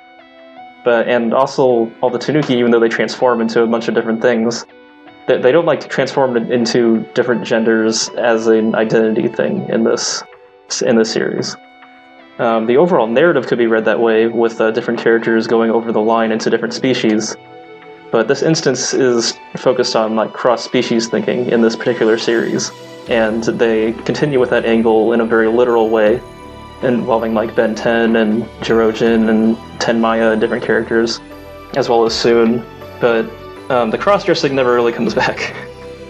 Yeah, well, it comes back a little bit because like when he goes out with his mom to the pool parlor, he continues to dress up as like her daughter in a way. It's like it's a very like strange Victorian dress to go with Tosen's sort of princely attire and actions. Yeah, in retrospect, that's definitely him trying to replace Kaisei. because that actually hit her pretty hard. Mm-hmm. I don't think the mom Tanuki dressing up as a prince is like her trying to replace their father. Like, I think because there's a history that implies that she's been a tomboy her entire life. Yeah. So she kind of just lives that way, like she's in Review Starlight. Mm-hmm. So Ben 10 is also an interesting style of this because she literally like makes people forget her previous name, which was Suzuki Satomi. she becomes less of a human over the series as she like becomes closer to the skies. She hangs out in hell. She does all this celestial stuff. Like even her master Akadama starts forgetting her former name, and now she only uses it for like really formal or legal reasons. Yeah, and it's interesting looking at Benten because, as we discussed a little bit before, she was kidnapped by Akadama probably for like less than honorable reasons, and it's such a distinct thing from like the way that Yasabaru sort of blends how he transforms and what he looks like, and he says at some point like, oh, he like really wants to imitate humans, and he looks up to Tengu, like he's trying to blend all of these different things because he's just so fascinated with the world. And Benten is sort of forced into this sort of like cross-species sort of life. Yeah, but she also fulfills that role very naturally. Yeah. But also in a way, like, it's sort of like you mentioned that Yasaburo looks up to Benten, but the reverse is also sort of true, even though it's not very obviously said throughout the series, like anything involving Benten. Yeah, because Benten has a fascination with Yasaburo, which I think on the surface is like, oh, they just like knew each other a lot, but there is something deeper to between the two of them, their interests in each other. Yeah, there's a point where Yasaburo was talking to Kaisei where he says like, oh, like she doesn't care about me, and Kaisei just like, you're a fucking idiot. But yeah, so like Benten, has this sort of freedom from rules, more or less. Like she has ascended above humanity in a way that makes her, greater in one way. Like there are a lot of people that refer to Benten as sort of like a half Tengu, but she has taken on this fuller role with the way that she has commanded these powers. Yeah, she also, like, literally wears a shirt that says "The Beautiful Live Longer" on it. Yeah, she has sort of ascended in a way that, like, Yasaburo finds really fascinating, but, Benten looks down on that as sort of like, she is bored now. She has she has freedom. Yeah, I think that she's jealous of his freedom, and he's also jealous of her freedom. Yeah, very different types of freedom. Yeah. And the fact that she gets whatever she wants, but we'll get into that later. Yeah, so Nidame has his own denial of being a Tengu, preferring to be seen as a human, most likely due to hating his father, but he also, like we said already, he's basically just trading the traditions of an English gentleman for, he's trading one set of problems for another. And he's definitely, like, overcompensating. Again, very dumb, large top hat, and sort of, like, he builds a house so that he can like fill it with stuff that is like very traditionally English, like his clocks and his harps and just like all this shit that he doesn't care about, but only continues to push his status as like, yes, I'm an English gentleman. I am not a Tengu. But the thing is that I believe that this doesn't, like, compared to Benten, which you could see as like a successful trans narrative, Nidame and Soon, they falter in their attempt to do this because Nidame tries to crush any emotion he has. Mm-hmm. Like he only ever really acts out in the last episode.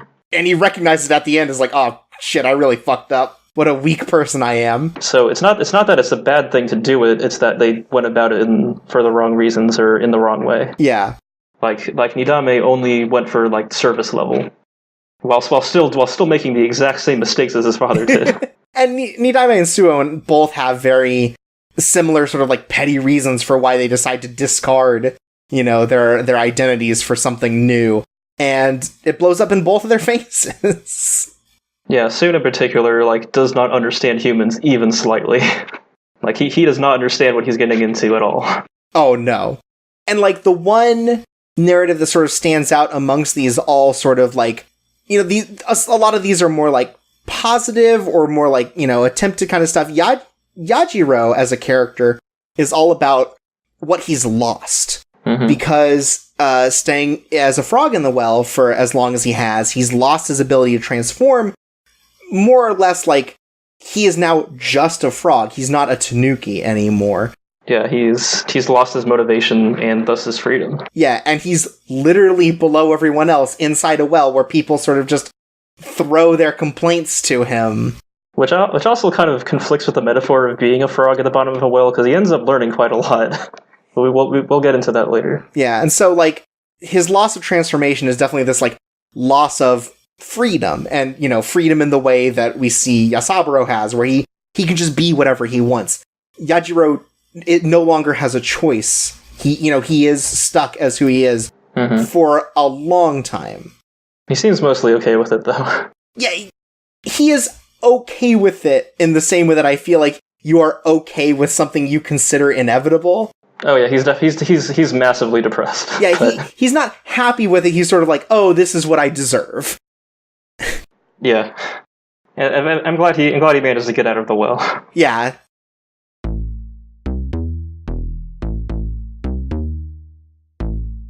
And then another topic you had here was that each of the Tanuki have a weakness, and they all play into the storyline, you know, the individual character stories. Right, so I mentioned already the mother, Tosin, has a crippling weakness of thunder, which causes every member of the family to drop whatever they're doing anytime they hear a thunderclap and go to try to help her. Including Kaisei, notably. Which leads into a number of conflicts, including the ultimate conflict of Season 1, where they all get kidnapped and taken to the Friday Fellows. Mm-hmm. Yaichiro is, even though he is the most courageous of the family, he is bad under pressure. Extremely bad under pressure, and, like, as soon as something comes up that he is, like, you know, he disagrees with, he is turned into a tiger and he's attacking someone. Yeah, so like we said, Yaichiro was stuck at the bottom of a well as a frog, and has no motivation, but drinking alcohol makes him regain his motivation, which is a metaphor, I suppose. And it plays into his character, too, where, like, he got the easygoing nature, and so everyone just has always seen him as the most useless brother, because he just, like, sits around and doesn't do anything, so... Yeah, but he also has a strength, unlike a lot of other characters. Yeah, but Yajiro's ultimate weakness is that he's got depression. Yeah, he gets better throughout the series, a little bit better. Mm-hmm. He can at least be a human now sometimes. Yeah. Or a Tanuki, I guess, as well. Mm-hmm. So Yasaburo is the one notable for most of the series as being the strongest at maintaining his transformations, with only one weakness that he isn't even aware of until Kaisei reveals it. Right, like, everyone agrees, oh yeah, he's so great at transformations, that's like his one great thing, he's the best. But he loses it as soon as Kaisei goes up, and that ends up leading to the conflict of being eaten in Season 2. Mm-hmm. Also, it's worth noting that Kaisei kind of, after revealing this, like, shows up a few times just to fuck with him, because he kind of deserves it for talking shit the whole time, right. Not having no weaknesses. Yaishiro seems to be... He's an interesting one, because his weakness seems to be everything. He's the youngest one, if you're keeping track. But he's also frequently underestimated. Yeah, he's very excitable. We see all the time that, like, as soon as he gets scared of anything, he drops at least part of his transformation. So his biggest weakness is that he's just scared, and unfortunately he's scared of, like, everything. He's a very nervous child. Yeah, but this also causes him to be underestimated by, like, the Ebisugawa brothers. Yeah, so he's still able to find his way to help out. Yeah, speaking of the Ebisugawa twins, they are gigantic posers. They crumble under pressure, and their butts are their weakness. Yeah, I just read that part. I hadn't gotten that far in the notes covering. It's like, oh, their butts are their greatest weakness because... And speaking of covering... there are a lot of beats that are directly related to the butts of the Tanuki. Like, it's very much like, this is sort of the regulator of the body temperature and the way that people are feeling, so they're... because, like... No, you're right. Yasaburo is always like, you gotta make sure your butt's warm, otherwise you'll feel bad. That's some Tanuki wisdom there. Yeah, and the Ebisugawas are always like, oh, please don't hurt our butts. Like, in the first... So, they get bit in the butt in the first fight that they have with the Shimagamos. Like, don't throw us into the river, our butts will freeze and fall off. Right, and so... And they're constantly worried about being cold in the butt. But then they also get so scared of butt trauma from the fight that they start wearing giant metal diapers in the first season. To the point where they're like, we didn't think this through enough because now we can't go to the bathroom. So, like... Yeah, that happens. They're idiots. Their biggest weakness is that they're stupid as hell, and they're posers. But also Kaisei mentions that they are getting smarter, so they do become a serious threat later on in the first season. Mm-hmm. And also the entire Tanuki Old Guard, upon seeing Ben 10, immediately untransform. Right. This real sense of fear. So just all the older male Tanuki. And, like, almost everyone also, like, the only person who, like, can deal with Ben 10's wrath is Yasaburo. Like, he's the only one who keeps transformation when Ben 10 comes down, like... There is literally a scene in Season 2 where Ben 10 shows up extremely mad, and every single Tanuki is blown away, except for Yasaburo, who is just doing everything he can to not untransform. Yeah, that was the one thing I was going to bring up, is, like, there's a point where Ben 10, real pissed, shows up, and he's the only one who can keep it cool. He's also the one who caused it, but... And even then he gives up immediately. It's really funny how it's like, oh, I didn't mean anything bad about this thing that I did to slight you. And Benton says, shut the fuck up. And he goes, I'm so sorry. Like, he is scared as hell, but he's the only one who can keep his composure because has the most experience with Ben 10. Ocelots were saying that all Tanuki, if they're inside a cage, they cannot transform because transformation is tied to freedom. Yeah. And also, there's a scene in Season 2 where he voluntarily goes into a zoo cage, just as an experience, I guess. And he also can't transform even in there. And also, another weakness is that Tenmaya can trick the Tanuki and hypnotize them, which happens early on in Season 2. And he makes Yasaburo transform into a bear and then act like a bear. And he almost gets shot by the cops. But Kaisei comes to save him, and actually, that's what... You may have noticed that he untransformed on seeing her. But this is way before they actually reveal the weakness. Mm-hmm.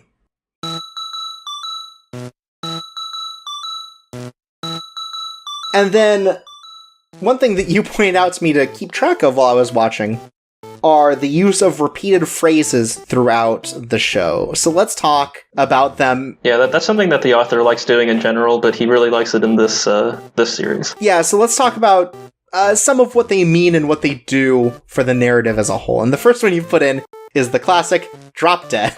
Yep. It's just their go-to insult. Yeah, and it seems like it's predominantly the place of the Shimogamos to say it. They throw it around a lot, specifically to Kinkaku and Ginkaku. Yeah. Even the level-headed mother, as soon as they start talking shit, is like, drop dead.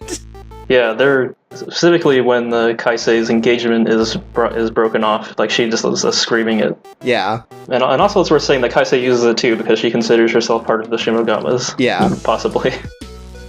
Another phrase they love to say is that we're back in the game. Yeah, there's a real thread there, and it seems like it's just like really like a colloquial language sort of thing.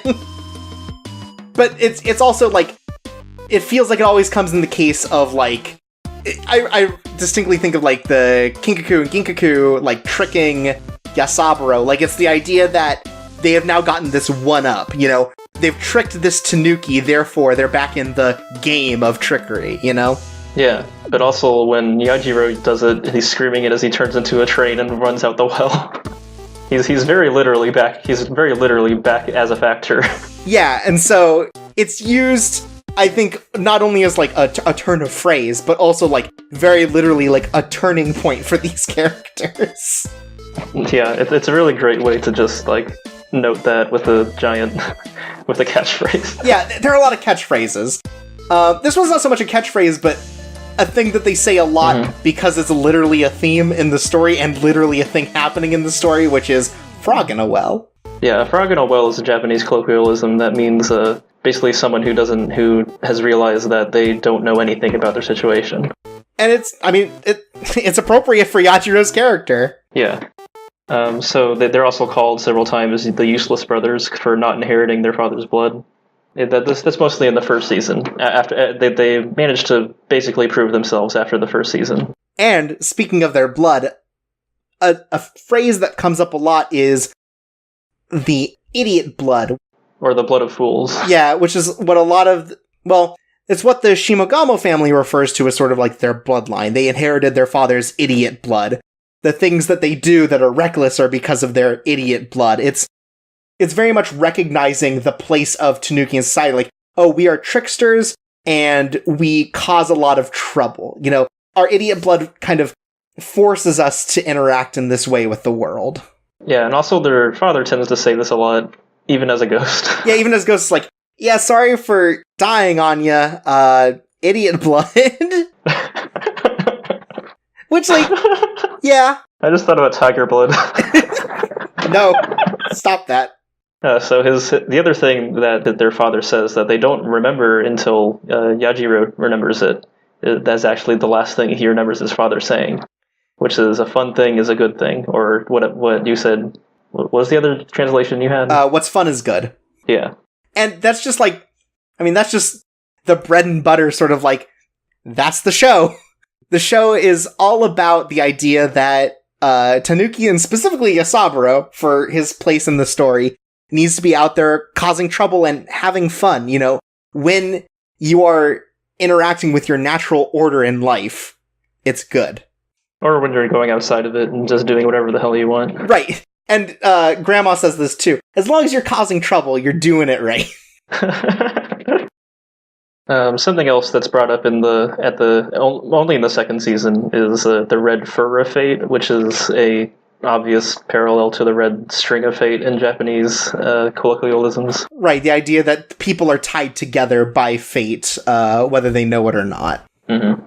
And it's used to discuss sort of like their troubles with the Ebisugawas, but also it is used as like, oh, you know, just in case you weren't sure, Kaisei and Yasaburo like each other, and, you know, that's gonna be part of the story going forward.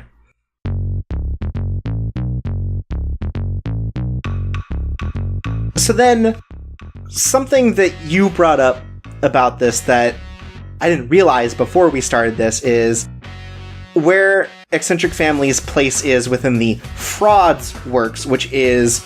I have no idea where that name came from. I don't know if it's real. But it's something used to denote the... What's the word for cinematic but books? The shared book universe of the Tatami Galaxy, Night is Short Walk On Girl, Eccentric Family, and maybe Penguin Highway.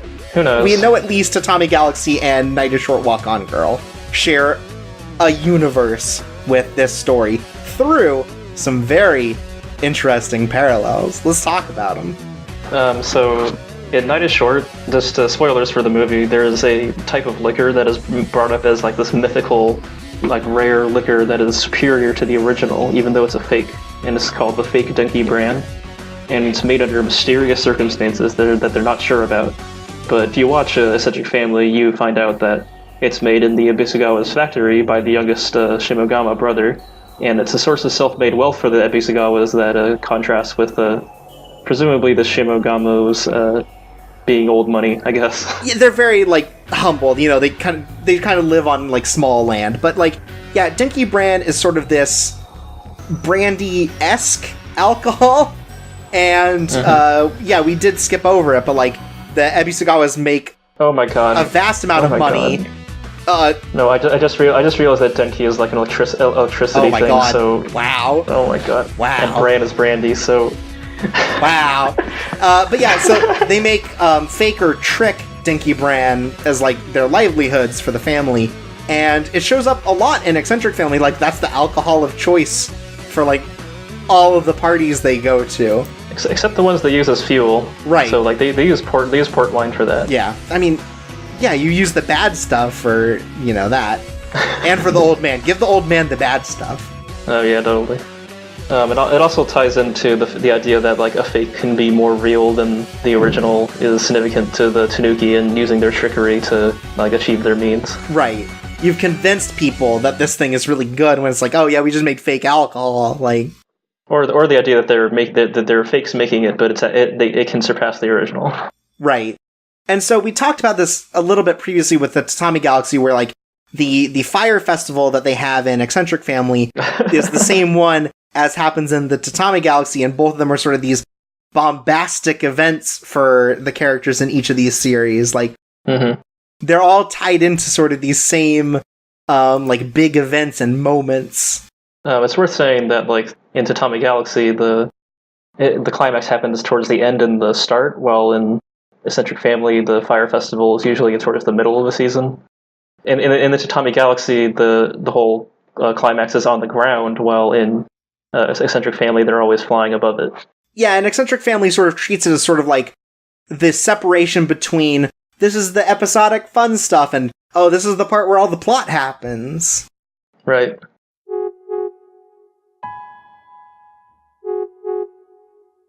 So we're going on to our next spirited debate topic. Yeah, we decided to put a Lincoln Douglas thing in here for all the folks out there who love a good old debate on a podcast, and this one is on a most important topic, which comes from a quote from the series where, on Christmas, Yajiro is thrown a piece of fried chicken from his brother Yasaburo, and he says, "To think that even a frog like me deserves fried chicken," or something like that. So, does the frog deserve fried chicken, is the question. Right, and you've made the for and against list of arguments. And so, let's talk about the for, because spoilers, I'm gonna say that he does in fact deserve the fried chicken. So, one thing, it's Christmas, this is like a thing. Popularly, Japan likes eating fried chicken on Christmas. And you know what? It's in everyone's place that they can celebrate Christmas, even if they're a frog in a well. Other note, he's depressed, and he needs something good in life. You know what's good? Fried chicken. Not bugs. That's right. Also to note, frogs don't usually get chicken, this is like a special thing. And finally, it reinforces the strong family support network that's been created between the Shimagamo, that no matter what, they're there for each other, which becomes important when we get to the climax of the seasons. However, there are also some arguments against the frog deserving the fried chicken at this moment. It's way late for Christmas, and he didn't even show up. He's still in his well. He can't get out of there. We talked about this. He can't get out of there. No. Debate me. No, you can finish. They're pretty much they're enabling one of their useless brothers to continue being in the well. And could he even finish the whole thing? It's as big as he is. He's a frog. Yeah, and they don't go over that. We see him take like a couple bites, and then sort of like the scene changes, so we don't know. But chicken stays pretty well. I feel like he could do multiple day meals out of it.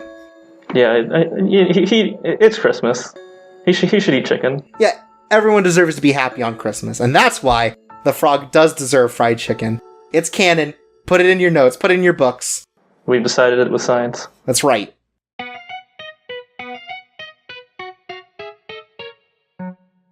So, as a continuation of the power structures of Eccentric Family, we also have to talk about the food chain. It's such a integral part to the way that humans and Tanuki interact with each other. And what better place to start than from the character of Yodogawa, who, at the start of the series, decides that because he loves Tanuki so much, he should eat them. It's a way of sharing, I guess, in sort of this Tanuki thing, this thing that he finds so beautiful, is through food. Yeah, so this is probably one of the only places where the Eccentric Family recognizes that a power structure is bad and it should be broken, because he's appreciating the power structure without realizing that it's unfair.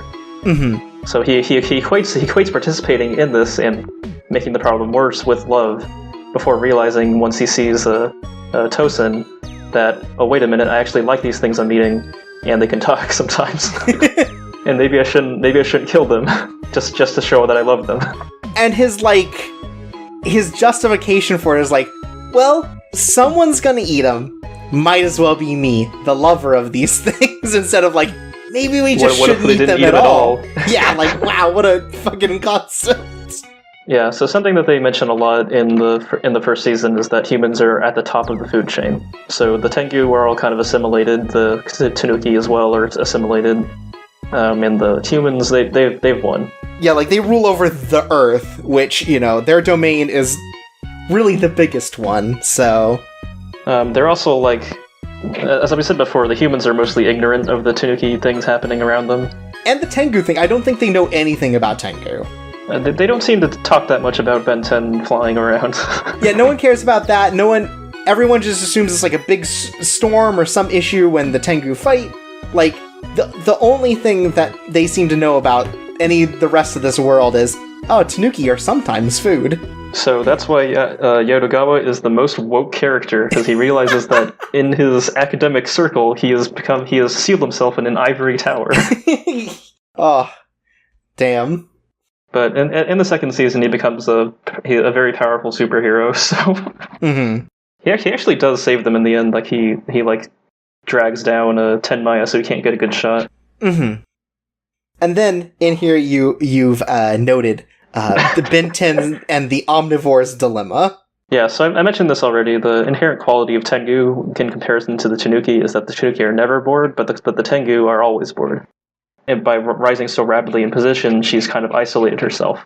She mentions this around season 1, where she's like saying that, like, oh, it's just such a shame that if I eat you, then there won't be anything left. I won't be able to hang out with you anymore. But I really want to eat you. Yeah, and like, it's very much a case of where she's ascended above humanity, so she's bored of it. She constantly leaves Friday Fellows meetings, like, partway through, because she's like, I don't want to drink with these guys anymore. I'm kind of done. And I'm gonna go steal a moon. Right. But she doesn't seem to have the respect of any of the Tengu. Like, none of the Tengu, like, are into her too, and she sees herself as above them. She has ended up isolated, not entirely because of her own actions. And so she has found herself in a very lonely life. Mm-hmm. So by the end of season 2, she's basically out of reach of both Nidame and Yasaburo, who are like people she cares about, but she's bad at expressing that, to put it lightly.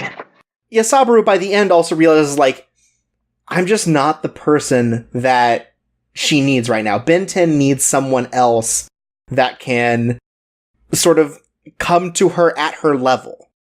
And he can't, he recognizes that the gap between them is too strong, and right now, there's no one really that is like on the same level as Ben 10 that can interact with her on that level. I hope in an upcoming novel she interacts with Kaisei. That would be interesting to see.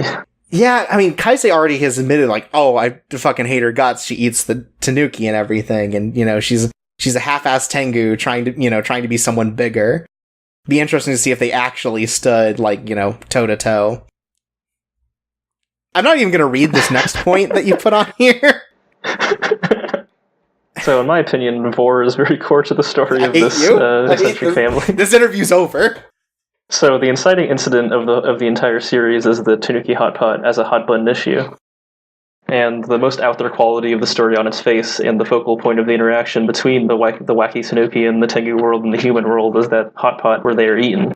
And as the series progresses, less Tanuki get eaten.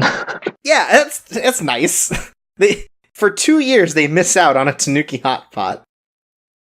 But yeah, so like, all of the relationships between the Tanuki and Ben 10 kind of start and end at the fact that she partakes in the Tanuki hot pot. The fear that people, that they have of humans is the Tanuki hot pot. Like, the order is almost built entirely on the Friday Fellows' interest in eating Tanuki. But when you look at the actual Friday Fellows, it seems like only Yodogawa, Ben 10, and Jirojin really have an interest in actually eating Tanuki. The rest of them just do it because it's a exotic thing to do. They do it because it's tradition. Like, it's at some point I think they're like, I don't even really like Tanuki. We just do it because we're supposed to, really. Yeah, they mention, like, every single time they bring up, like, why do you even do this? They're like, well, we've been doing it for so long, how could we stop? Right. And again, they're just like, yeah, I don't really care for Tanuki, if we're being honest. I'd rather just prefer, like, beef or pork, a real meat. Even Jirojin is like 120 years ago when I started eating Tanuki every year. Man, the guy's got problems. And also, just to bring up, it seems like every fan of the series notices Ben 10 and wants to be eaten by her. I don't really understand that. Save it for the fan mail we got.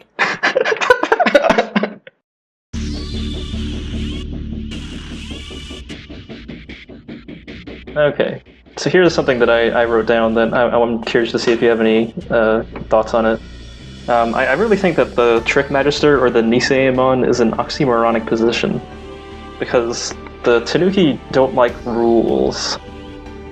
Like, they tend to disobey rules more than they actually follow them. The Nisei means fake in Japanese, so it's literally a fake figurehead. This biting social commentary. Yeah, so it's really unclear what kind of political significance this position even holds. They don't really show what they're doing with it. The father just kind of goes out to do paperwork, I guess, but it doesn't seem like anything happens of it. It doesn't help the political, like... Maybe just having a figurehead in general makes them all feel at ease more. Yeah, because there's literally one point where they go in and see the acting Trick Magister in, like, his office, and he's just, like, reading a newspaper sitting in, like, a diorama of Hawaii. Like, like, the only thing we see them do is not work. So, like... It seems like the position that would give a Tanuki the least freedom possible. Yeah, and everyone doesn't want to do it. Everyone says, oh, you're crazy for doing it. And even Yaishiro admits, like, it's just a stupid title at the end of this. Like, he's just incredulous that Son would go through so much for this fucking title. That, and I really think none of them actually want it. Like, if he really tried to just go for it, he might win. Yeah, like, what did Sorishiro do with it? We don't know. Like, I think the only thing that Yaishiro wants to do is, like, I want to take the place of my father. Like, I want to prove my usefulness by, following in his footsteps. That may even be Son's motivation. He just wanted to be above other Tanuki, or he wanted to do what his brother did. I think he has always wanted to one-up his brother, and once he killed his brother, he's like, oh, well, one-up his son, too. So they actually do give a reason for why the Niseimon has authority, and they say that it's granted by the Tengu and Tanuki political powers, whatever the hell that means. Yeah, like, the Tengu have to be there to, like, officiate the election. They're like, yes, this person is officially the Trick Magister. But honestly, like, every Tanuki, like, tradition they say is like they always say, like, the dumbest shit. Like, all right, keep your butt warm. All right, that's our speech. Hey, you have to keep your butt warm because otherwise mushrooms will grow on it. Yeah, it's very stirring. But yeah, like, it very much feels like sort of like the English monarchy, where they do it out of tradition instead of, like, any actual interest in the whole thing. So it's interesting to look at from that angle, but it's like, yeah, the Trick Magister is like, you get to have a name attached to you, like, oh, it's Trick Master Yaichiro, what's up? Like, we're never given an idea of what power that actually gives, or if it gives any power, or you do anything with it. Literally, that guy's just planning his vacation. Like, he can't make laws. They're Tanuki. They won't follow them. It's buck wild.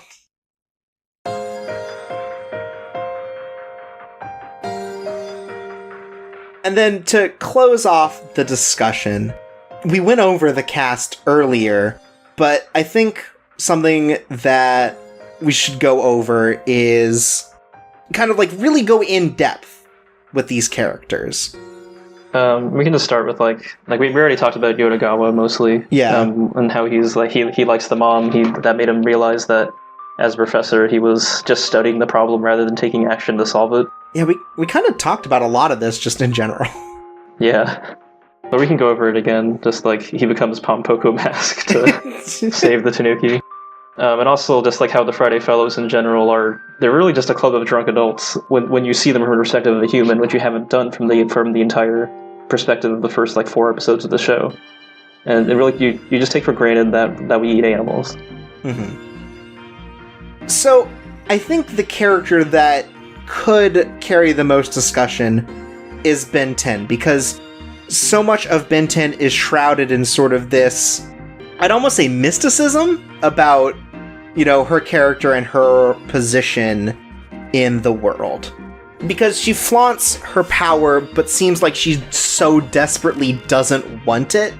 Like, everything about her points towards her kind of hating where she is in life, despite being above everyone else. Like, she just talks about how much she isn't happy with anything, and, like, how she can get literally anything she wants, so there's no excitement in having anything.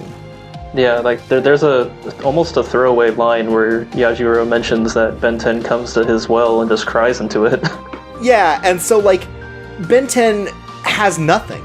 Ben 10 ultimately, like, lives in sort of this place where all of her relationships are shallow, except for, like, with Yasaburo, and she can't do anything about it. Like, she's not able to really connect with him because of how far apart they are on the totem pole. Yeah, the one thing she wants throughout both seasons is the moon, and just because it is something she is wholly incapable of having. It's just impossible. And so, you know, she latches on to sort of the beauty and sort of the mysterious nature of the moon because it is, like, out of her grasp, unlike literally everything else. Yeah, so, like, one of the reasons she's bored is that she only wants what she can't have, and now that she can have everything, she doesn't want anything. Like, the only time we really see her motivated about anything ends up being when she loses that first fight to the Nidaime, and she, you know, Akadama shows up and sort of like, you're frustrated, huh? Well, then get better. And that's, like, his rousing speech to both Benten and Nidaime later. Great teacher. He's awful. It's interesting that, like, even though he's just a complete piece of shit, he doesn't lie to himself like Benten and Nidaime do. Right, he knows he's a big piece of shit, and he just revels in it. I guess. Yeah, so we know at some point Benten wasn't like this, because in the flashbacks and the stories about Benten before Akadama's accident and before her leaving, you know, she was just like a normal human girl. And then she was kidnapped by a Tengu, who found her very attractive and ultimately gained these powers that alienated her from just the rest of the world. And so she's a fascinating character to look at because she shows the least about herself, but because of the way the story is framed through Yasaburo's viewpoint, he kind of sees through Benten in a lot of ways. He recognizes these things about Benten. And so it's interesting to see sort of the surface level of her and the way she interacts with everyone and sort of this deeper understanding of how she's fucked, really. Yeah, like, they don't, like, really talk about it that much, but, like, I just posted in the doc of, like, almost a single frame from the opening that has, like, a Suzuki Satomi, like, behind, like, a fence of, like, threads, which is, like, definitely, like, a way more subtle metaphor than anything in the rest of the show, but it kind of can show, like, that by associating herself with all these, like, celestials, she's kind of sealed away her old humanity, and now it's out of reach for her. So, the one interview I was able to find about this series actually relates to Benten a little bit, where the director discusses what it was like to take these characters from page to screen. And he talks about how the hardest one was Yasaburo. And he felt that the easiest was Benten. And interesting to hear that from the director when sort of like her deal is that she's shrouded in this very strange mystery. But I think it's a very relatable sort of feeling that she embodies. Mm-hmm. Like, there's, like, if you talk about, like, who their favorite character is, like almost 90% of the time, people are just raving about Benten. Well, some people are doing it because they're disgusting, but other people do it because they care about characters. Nothing but sickos. And she is, like, a very interesting case study. And it's also, like, it's not as straightforward with her as with every other character, so it's definitely something you can read into yourself and figure out for yourself what exactly is her deal. Yeah, she might be a bit hard on her sleeve, but everyone else is extremely more hard on their sleeves. Like, even though, you know, show don't tell is the classic, like, thing, the fact that this story is all about telling still evokes, like, a good emotional response about these characters, I think. Yeah, the PAPA works really put a lot of love into the show part, even though this is such a wordy series. Yeah. Like, it's a good balance between, like, showing the emotions and mannerisms of the characters as well as as they talk in circles around each other. Yeah, and in attachment to some of the Ben 10 stuff we've been talking about, Yajiro as a character is fascinating because he's sort of on the opposite end, he is the lowest of the low. Like, literally and figuratively. Yep. Because he's a Tanuki who can't transform, and he's at the bottom of a well. And so he gets to be the guy who ends up with all this extra information, all this, extra story stuff, because everyone, I mean, even the people who know that he's a Tanuki, they don't expect him to do anything. They don't expect anything from him. So it's like, oh, this guy, I can just tell whatever and it won't be an issue. And so he ends up with a lot of juicy information, and like, that's where a lot of the Ben 10 character stuff comes from. It's like, hey, Ben 10 shows up all the time here just like crying and looking at the moon. Like, it's these extra character beats, or like, oh, hey, I heard from Kaisei that some real shit's gonna go down with the brothers. Like, they're planning something crazy. So we mentioned that like Ben 10 goes to the well and cries, but it's kind of unclear if she's even aware of Yajiro at all. Or if it's a long shot, but she might even be jealous that she desires everything, but he seemingly desires nothing. Mm-hmm. So it's kind of two extremes, but it's an interesting parallel that the show sets up. Yeah. Also, I just wanted to say, between seasons, the frog was spotted at different train stations. It just says at like Eccentric Family themed art installations, like to promote the second season. Oh, cool. That sounds awesome. So, yeah, Yajiro may be the closest thing the show has to a mascot.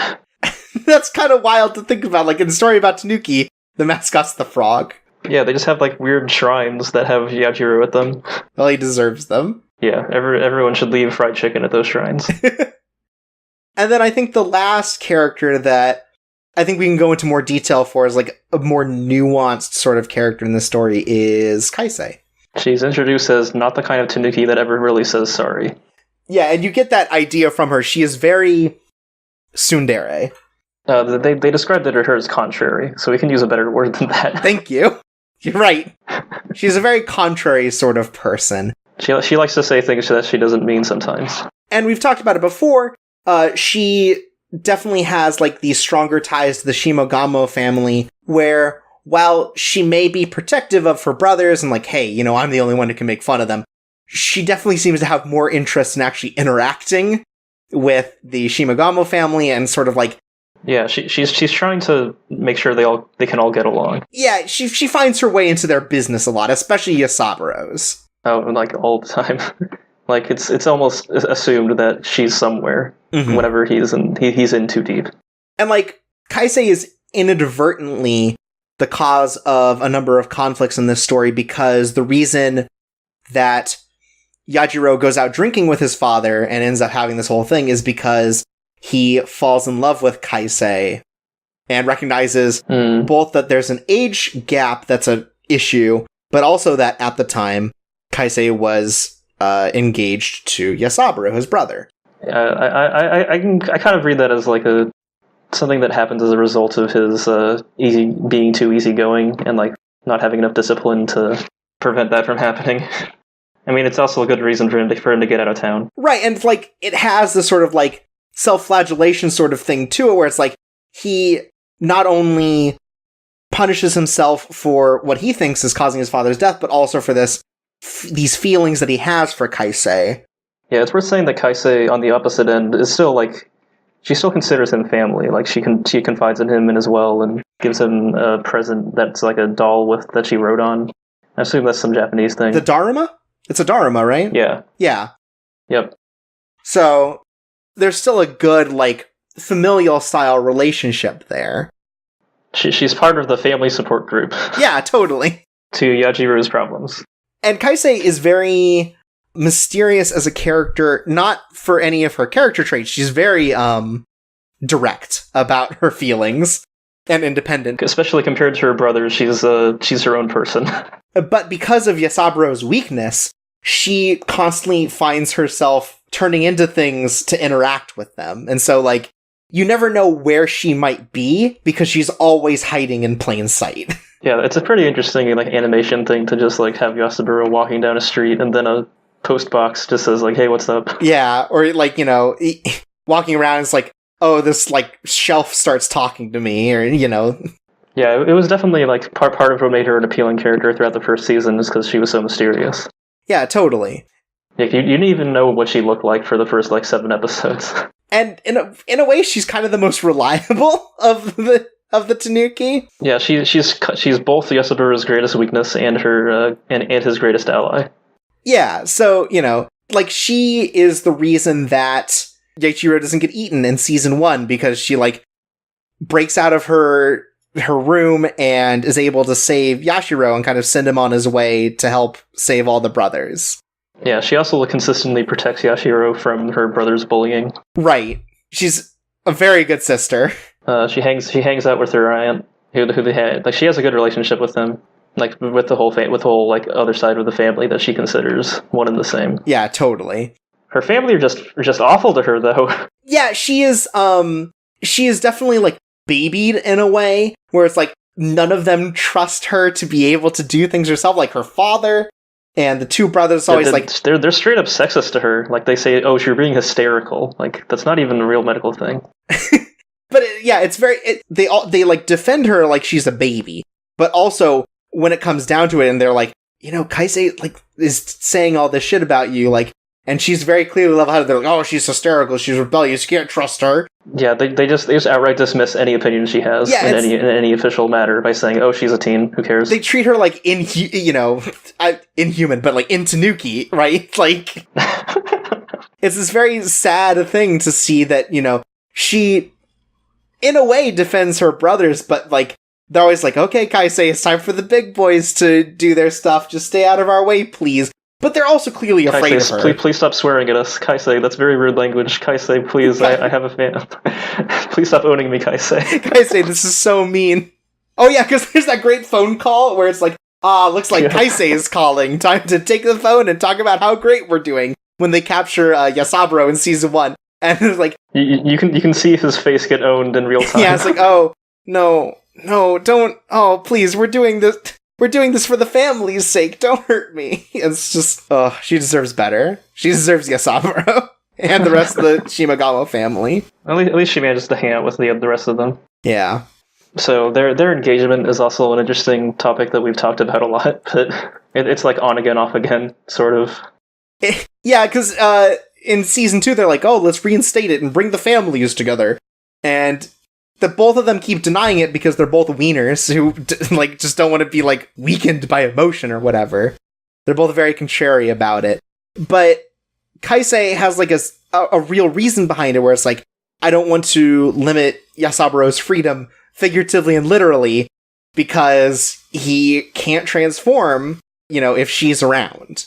And so that takes away his one, like, really good thing. And so she sees herself really as his kryptonite. So while Yasaburo is like an asshole and just like, oh, who would ever want to date you, you big ugly butthead? She's like trying to think about Yasaburo, and so it's like, wow, great job. Yeah, after she reveals her secret, like, she just fucks with him a few times and makes him untransform. Yeah. Just because it's funny. Yeah. After the terror of the situation is gone, it's like, Yasaburo shows up at the Ebisugawa family house to kind of see how Kinkaku and Ginkaku are doing, and Kaisei will just pop out like, hey, sup, and just ruin his transformation. And so the last scene of the second season is literally the both of them coming to an understanding about their relationship as they talk to their grandmother. Yeah, she's like, yeah, we'll figure it out. It'll be great. We don't have to deny these things because of reasons like this. So it's really charming. They're also literally, like, back-to-back, so they're supporting each other without having to see each other. Yeah, because they decide to go Tsuchinoko hunting, which this is like, a Japanese cryptid or whatever that they don't really talk about. Like, they don't ever confirm the existence or not of this fat snake. Oh, it's well known as just a stupid thing kids look after. Like, it's not even something that someone Yasaburo's age should be looking for. No, I mean within the world of Eccentric Family. Oh yeah, of course, because transforming Tanuki are also cryptid as well as Tengu. Right, so, like, we don't know whether or not they're actually real within the universe of the story, but Yasaburo's still gonna just play around with it because he's like, I like the fun things and doing stupid shit.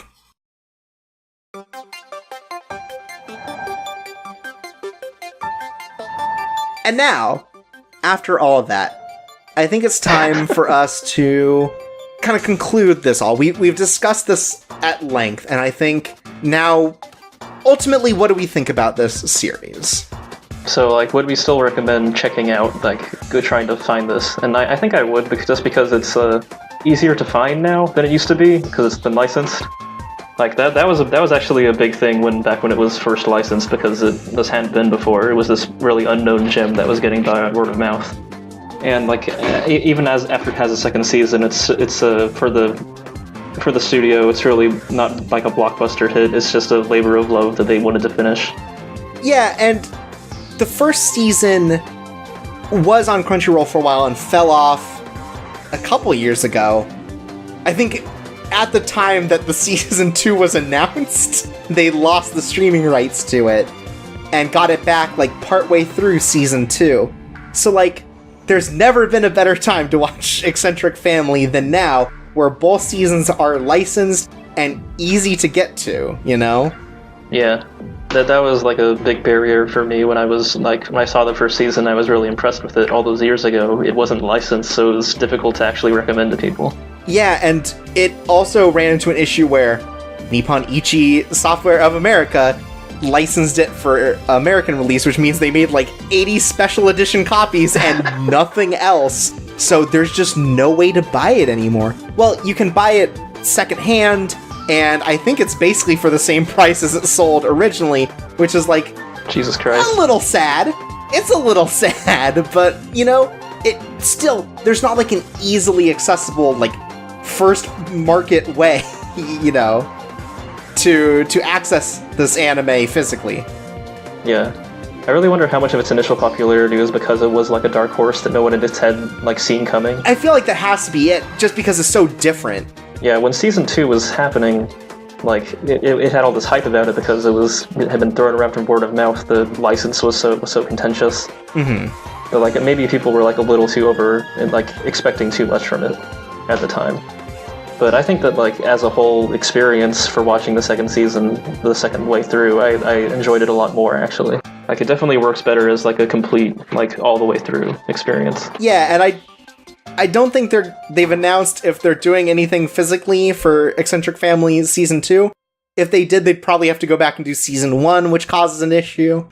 Mm-hmm. So, like, at the time of recording, the only way you're going to get this full experience is, like, legally is through Crunchyroll, and I think honestly it's a good time investment. I think it's a really strong story that seems unfocused at first, but it really does hide its best elements until shit starts to get really real within the story.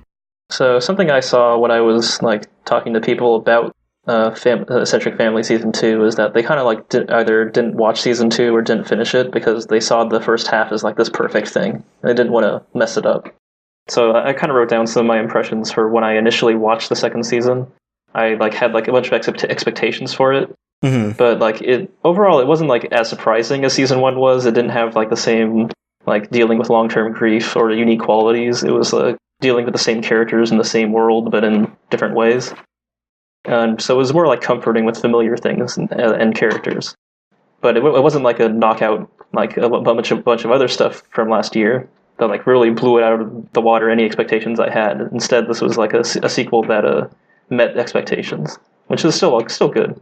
Yeah, it's an interesting second season where the first one is very much concerned with how the world works, and the second story is, I mean, not a direct repeat, but it repeats a lot of elements, but now is more focused on character studies. Like, it's really interested in its characters this second time, more than it was the first time. I also found that, like, the second season kind of leans pretty heavily on Kaisei's plot with Yasaburo, which, I mean, Kaisei is, like, my favorite character in the series, so that was great for me, but some other people, if you don't like that character... That's weird, because Kaisei rules. Yeah, definitely. And, like, the fact that we get to know more of her as a character, like, I don't think that we lose any of the magic of the first season by understanding why these characters act that way, which I assume is, like, an issue that some people had. I think the way I would put it is that some of the mystery in the second season is a little gone, because you know what the setting is like, you know what these characters are like. Mm-hmm. The new characters that are coming in, like, Kurichiro, you kind of figure out his deal like within a few episodes. And I think that's fine. Like, Yeah. I don't think there has to be that air of mystery to it to make it enticing. Like, the first season does a really good job of presenting a world that has plenty of space to grow, and then it grows. Like, that's what season 2 is. It's just an it's the DLC of anime. Yeah, it's definitely a very good sequel, but I feel like I didn't really appreciate it until I watched it the second time through. Mm-hmm, sure. And I saw the detail that went into like the character relationships. Yeah, because it is such a more character-focused story at that point. And I think that's great. Like, the fact that we get to see the world and then explore sort of the microcosm relationships within it is fascinating. So yeah, I think just it's a hearty recommend from me. Like, I don't think there is anything here that would be like, that would cause any issues for watchers. Like, everything about it is like fairly wholesome and like really entertaining, I think. Like, just the cast, the world, like everything that it presents is just such a great thing to watch. It's fascinating. Yeah, I would definitely recommend it as like just for the uniqueness of its setting and how it approaches like world building throughout a pretty compact a 2-season series. Yeah, for sure.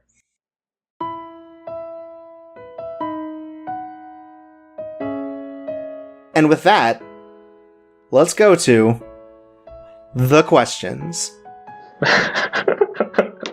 So the first one comes in from Will Carpenter Jr. on Twitter and says, "My only comment is that I never understood why people wanted to be stepped on until I watched Eccentric Family and saw Ben 10. Then it all made sense. And first of all..." Same. Hey! Cut that out. Sorry, it's under control now. Thank you. That's not what this podcast is about. But, I mean, that is Ben 10's character, right? Is that she is terrifying, but also beautiful. We're presented to Ben 10 as someone that people are attracted to, and especially Tenmaya, who likes getting stepped on. Literally. I wonder if that was intentional. Yeah, Tenmaya is actually, because he's from hell, likes getting stepped on, and is a horrible human being. He is in fact a representation of the horny fans of this show. Of the book, I guess. Or maybe. Those horny book fans. How dare they? This is literature. So this isn't a light novel. But yeah, so I think that's what Ben 10 is supposed to be presented as. Tenmaya very clearly embodies that. And like, if you're into that, like, sure, whatever. Yeah, whatever. But I feel like, to reduce the character to this is, I think it's really doing a disservice to Ben 10 as a character. Yeah, she's a well-written character with a lot of subtlety to her, and like that's why we talked about like her very rare failings in the series rather than just saying how hot she is for 2 hours. Right. Let me tell you, I cut out a lot of 2 hours from this podcast. No, we didn't. Then, following that up, we have Zeldaru, who says, "Why don't the Tanukis eat the humans?" And I noticed you added your own note already as an answer, which is eat the rich. Yeah. But I think it is further a recognition of the power structures in place where it's like, that's overstepping the boundaries of a Tanuki. Mm-hmm. They also, like, Yodogawa mentions that he wouldn't want to be eaten because he tastes bad. which is also Yasaburu's answer as well, which kind of makes him think a bit, but not enough to actually get anywhere. Right, sure. And so, like, yeah, I think it's just it's a further exploration of the fact that they have these power structures in place, which is also why none of the humans are familiar with Tengu, try to go after Tengu. Like, it places this very strict structure on it, and everyone respects it because of the order of the world. Yeah, the role of the Tanukis is to trick the humans and the Tengus, not to eat them. Right, you're not tricking them into a hot pot. And I think that everyone's just kind of accepted that. Like, it's not quite like, a classism sort of thing, but just a recognition of, like, the pecking order of the world says, I don't overstep my boundaries. And we know what happens to people who overstep their boundaries. I have a theory that like as the generations go on, that starts to change and how they rebel and how the form that takes, and maybe eventually they will eat the rich. Yeah, maybe. But it'll take a long time. Yeah.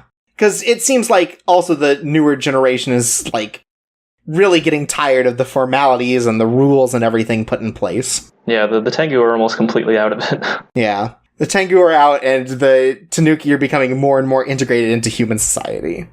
So this actually kind of reminds me of the Ghibli movie, the Pompoko History, or whatever that full title is. It's super long. Just like the movie, which is super, super long. It's really just the bad version of this series. You have the relationship between the Tengu, the humans, and the Tanuki. But the Tanuki, like the climax of the movie after several hours is they do this big parade where they do like all the tricks they have in this gigantic parade of ghosts. And it's like their last hurrah, basically, before the forest gets gentrified. But also, it's worth saying in that movie that the Tengu no, it's actually the foxes. They acclimate to human society almost immediately and just form a company. It's kind of similar to what the Tengu do. They just get jobs, unless they're Akadama. And then the final question here is from Maki Maki. And it says, what can we, as viewers in the real world, take away from the Tanuki's resignation toward an acceptance of their lack of socio-political power in relation to humans?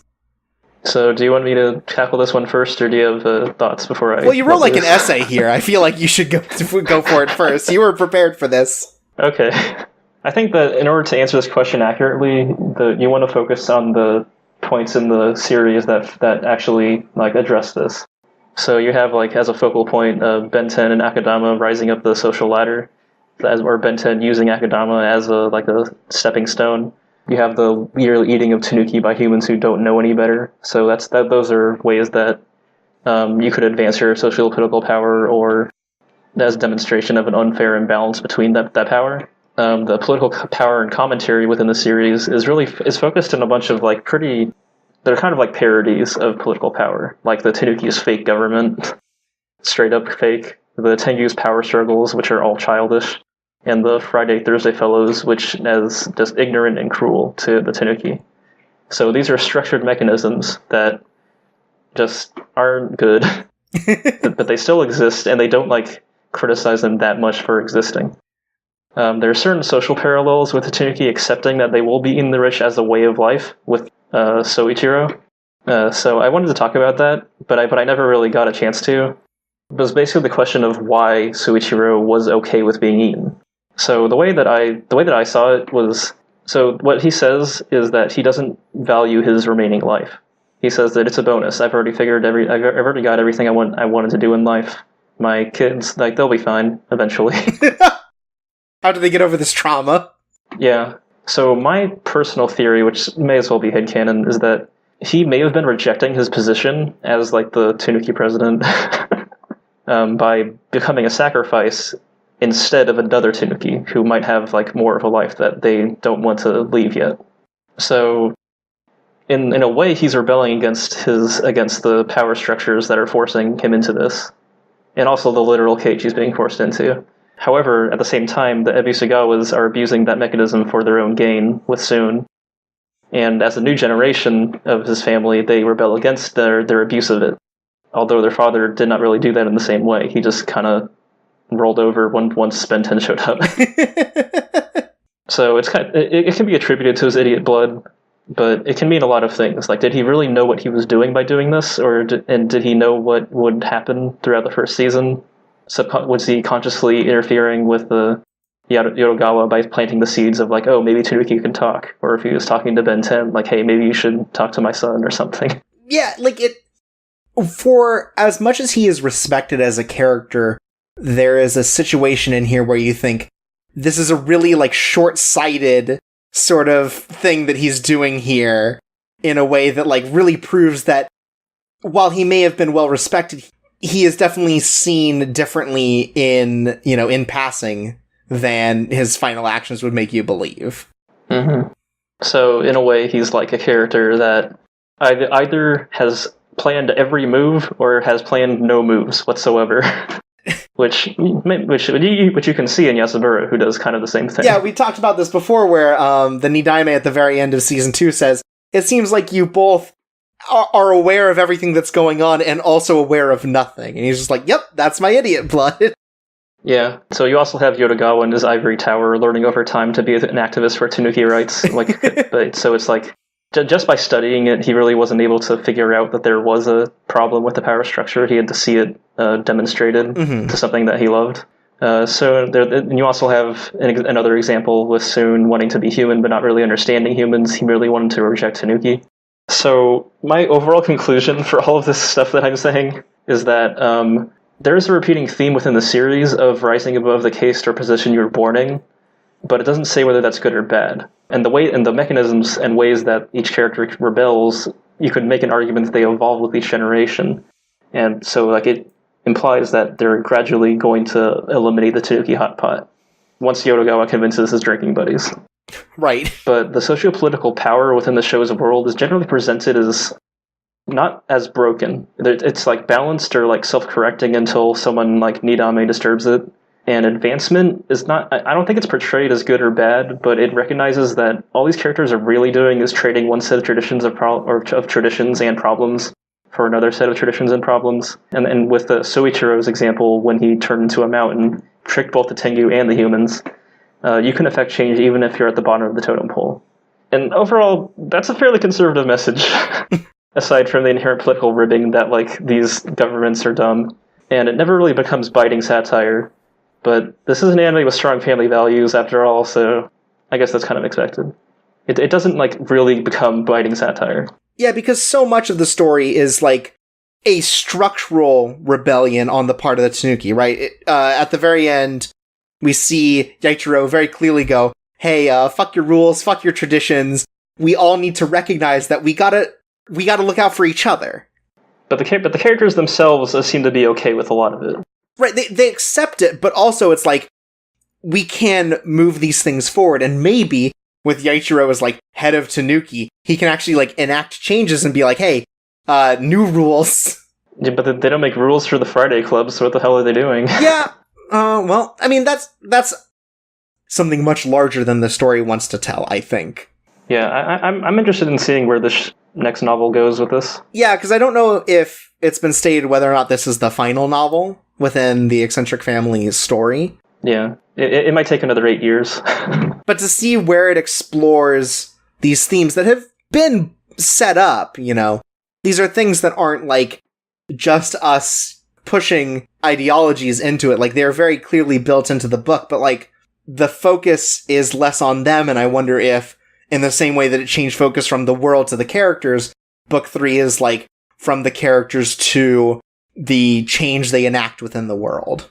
I really don't think it's ever going to actually get that deep into that style of radical change, though, because the series as presented is more about exploring how freedom can mean different things within these 3 different distinct case systems, and how really how really all you're doing is changing what your priorities are, which is a message, I suppose.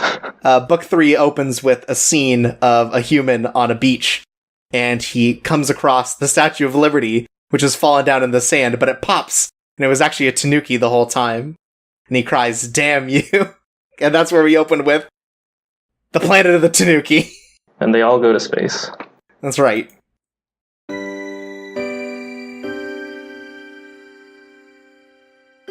And so, thank you for joining us on our journey through what is, I think, a hidden gem in anime.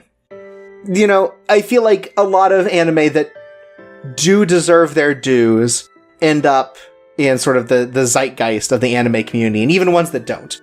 But very occasionally you'll find something that falls through the crack that isn't just a mediocre sort of story, and I think Eccentric Family is definitely one of those things. Yeah, it was a lucky series to get licensed, because it really just got by word of mouth for the longest time. Yeah, and like we said before, it very much feels like a labor of love and passion from PA Works, more than it's oh, this is a series that is going to really, like, bring in the money for our studio. And so, like, it's great that you can bring them to my attention so I can bring them to other people's attention. Yeah. Yeah, like, this is a fascinating series that just... It's really cool to see. Like, it doesn't look like a lot of other anime. It doesn't act like a lot of other anime. It feels like something that is very wholly distinct. I think it really lends itself well to rewatches because it's a very detailed series. Like, I was kind of unsure I'd have enough to talk about, but it ended up having way too much to talk about because it does so well on analysis. Yeah, I feel like there's so much more we could have said about just what happens in the story, like just the actions that happen, because there's so many cool things that happen because of the interaction of like the Tanuki and the Tengu. Yeah, like we talked about all these like threads as separate things, but they really weave in all throughout the episodes in a way that's very well written. Yeah, like the crash from the Fire Festival in Season 1 leads to Yasaburo losing this Magic Tengu fan, which leads into a conflict later, which ultimately comes up within the final conflict of the season. Like, so many little things that you don't even really think about. You're like, oh, he lost the fan, and it's over. But when it comes back, you're like, oh, all of this makes sense. This all goes together. It's really cool to see how all of these disparate plots fit together by the end.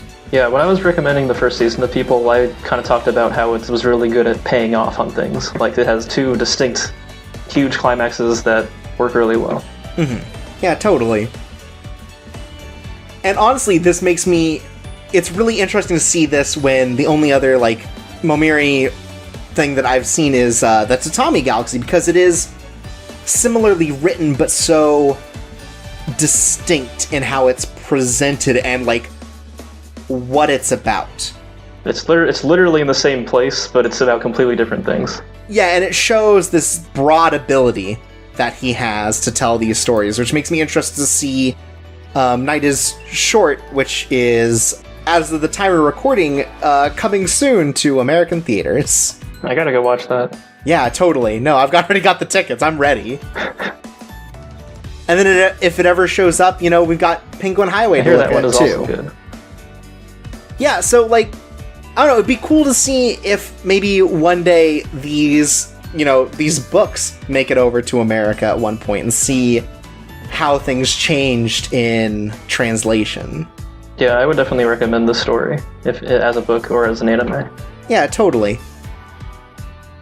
Yeah, so that's everything. I think. Thank you for joining me, QB, as both the instigator of this episode and also as a co-host. How many years ago did I ask you to do this? I think 2. I think as soon as we started this, you're like, oh, we should do this. And then a second season happened in between. Yeah, then a second season happens, like, let's wait for that, and so we did something else in between, and finally we're here, and then, as I'm putting this together, I'm like, it's like, oh, they're making a 3rd book. Well, you know what? Well... Come 2020, we're back in the game. Back in the game. So yeah, I guess look out for that whenever that happens. Yeah, this is a lot of fun. It's fun to discuss shows like this. I'm really happy to have seen this and be able to spread it to other people. And join us next time for... it's not really hidden, but I think it is a gem in a way that certainly the initial reviews of it didn't seem to think. And that's right.